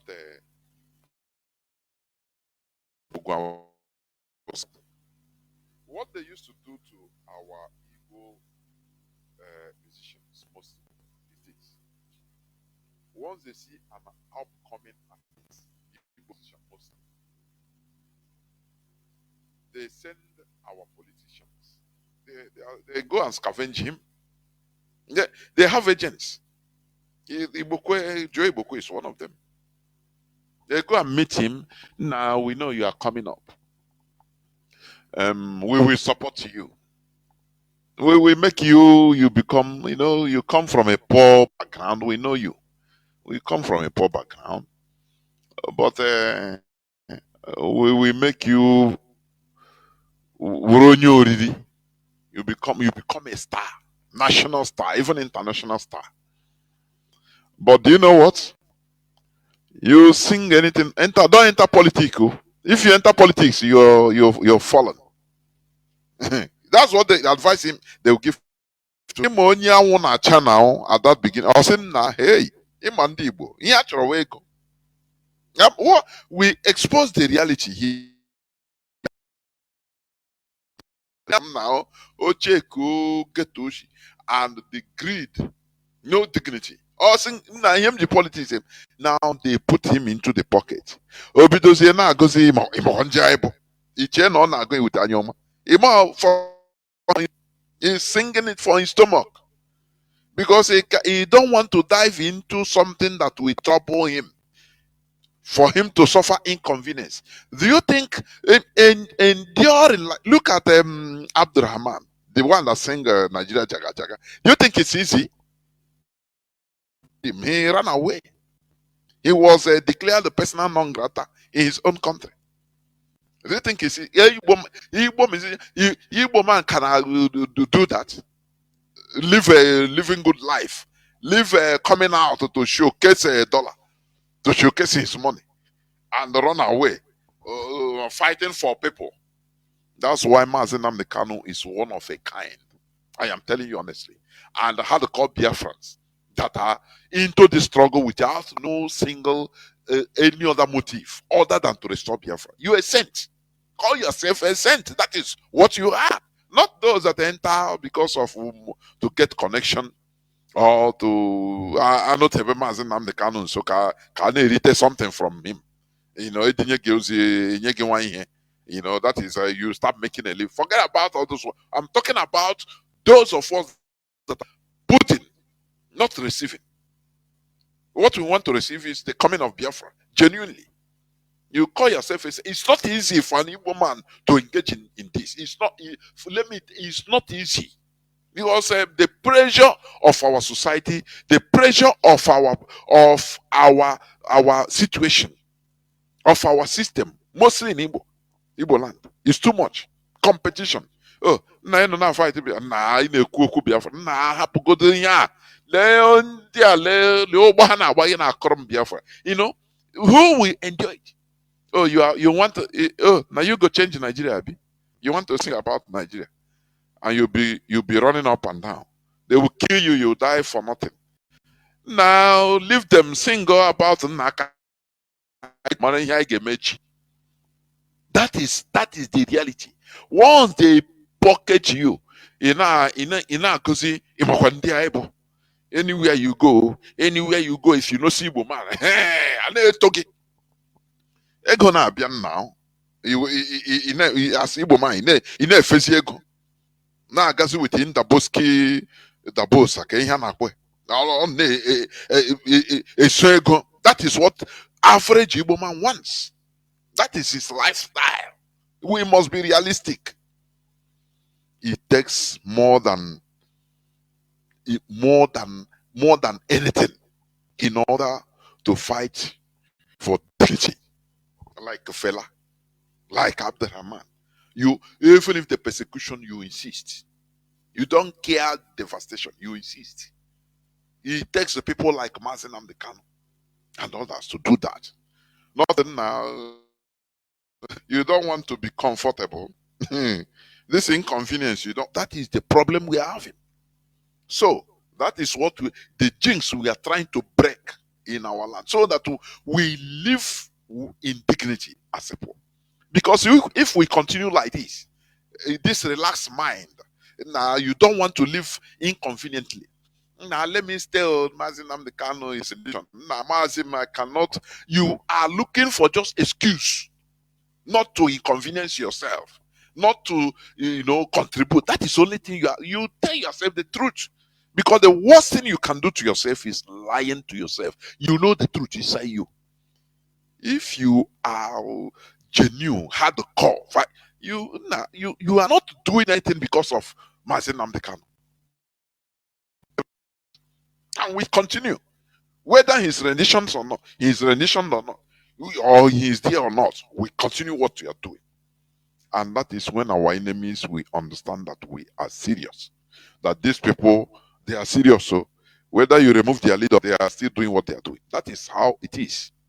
But when we always like to live comfortably without no disturbance, because that is living in slavery. This world we are in, it is a continuous fight to live as a human being. You go to bed and wake up tomorrow morning. It is a fight. Because there are many viruses, many organisms that want you dead, even inside your body. And your antibodies are fighting. It doesn't sleep. Anytime your antibody, your natural immune stops fighting, you are dead. Because there are millions of viruses, millions of sicknesses that are there, that are there in your body, fighting, making to bring you down, your tissues, your organs, everything, your cells down. So this world is a continuous fight, and that is what we continue doing. If you don't fight, you succumb. You live like slave. You see the Fulanians, I gave an example. You see, since 1804, they continue fighting. They never remove their eye from the goal. They never. What about, can you do that? Do that. I say, can you do that? You continue maintaining the goal of your ancestor or one of your ancestors that you have to. 1804 till today, 220 years till today, and you continue fighting, maintaining that cause that we must take everywhere, because they see that, look, Nigerian indigenous people found in that contraption, they are gullible. They are subjugable. So we are preaching to going back to our roots, so that we become who we were before the white men came. We are not gullible. We are not people that accept easily. We are people that if you say, let us die today, we say, let us tomorrow. No, we want today, to protect fought with Britain, British heavy army, for 31 good years. That is who we are. Today, they turned us into gullible set of people that believes on miracle. Now, God will do it for us. Now, do they believe in like this and they have a 1929, which they call about women riot? You know, when they write our history for us, they say it's about women riot, but it's a protest. But because our colonial masters, they were surprised that these monkeys can rise up, even their women can rise up. Who are they? That's why they demonized it and called it about women riots. We are Biafrans from a Joe, from a Shekiri. All of them gathered in Aba. Ask yourself, if a religion has taken its root as it did today, do you think that they can mobilize themselves? This one we say,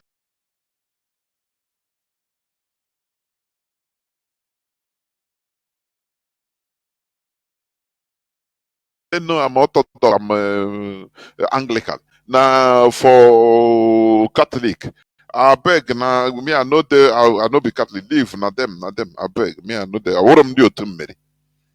You know you have divisions among ourselves. If it is today, do you think that our people can gather, our women can gather like that?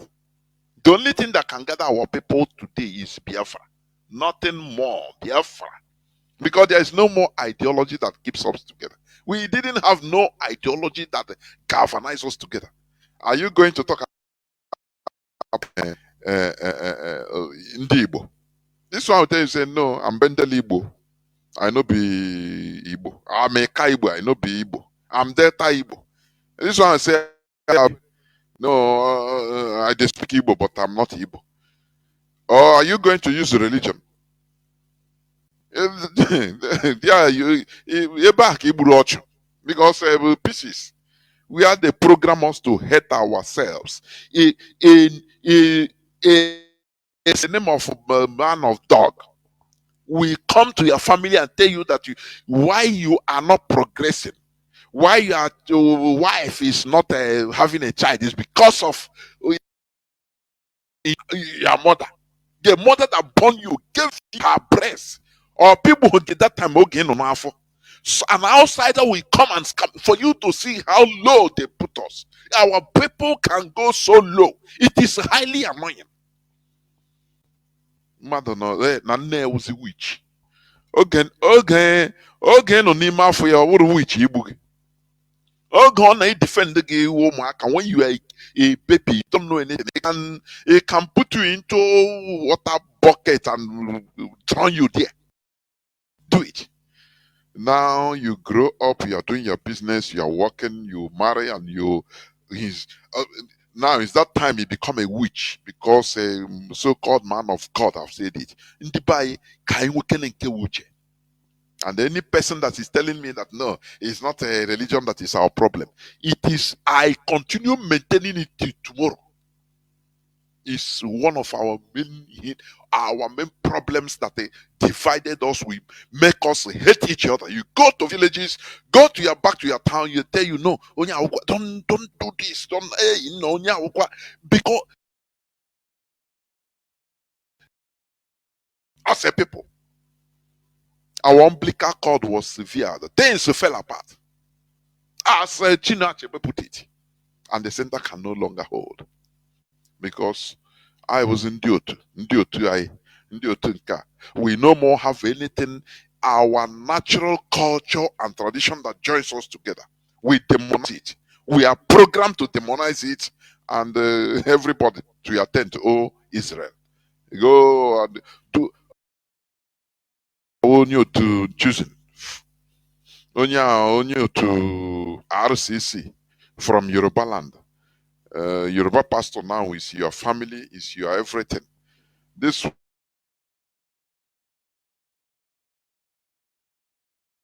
and your because all of you are going to heaven, others are not going. Your brother and sister becomes demon in the house, and you will continue telling me that no, it's not our problem. Yeah, we must continue. No, when we Biafra, we start making law. How can you make a law when you are not together ideologically? How can you organize and make a common law that will represent our real interest? We enter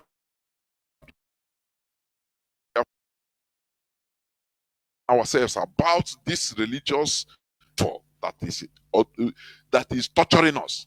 Let us assume we enter Biafra. Now we want to make a law. We start by saying, okay, let us make a law that at least as a president or prime minister or anything that wants to take a public office in our land, by RC, but ABC by RC, that you will not touch you will defend our interests first, even if it means sacrificing your life. And if you fail, RC, no Bible, no Quran, no nothing. Imam will tell you, hey, how can we make that law? Tell me. No, hey, no, it's against my belief. We cannot allow it.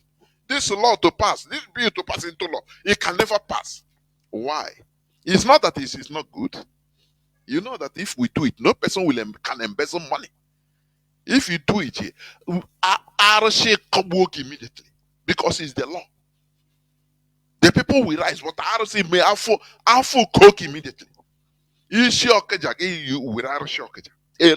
Every of our community make RC. Or now, if you want to become call it governor, mayor, provincial head, anything, you use your RC. Take out of office. It becomes a law. How many people can agree to this law? Onyaga say, yeah, Anglican, and the Bible says, don't swear with you. No, Onyaga not to touch Pharisee. Onya, now tell me, how her back, I'm now going to give you one small example so that you understand the importance of what we are doing now, so that we organize ourselves in one umbrella. You understand? So that, before that time reaches, we have accepted and agreed as one people. Having that mentality. That is why we are doing what we are doing. Biafra remains our religion. Biafra remains who we are, our identity.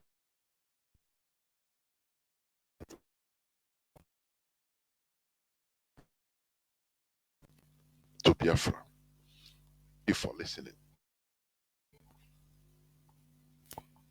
From me, Mazi Jonathan Chinedu, from here, it is simply good evening.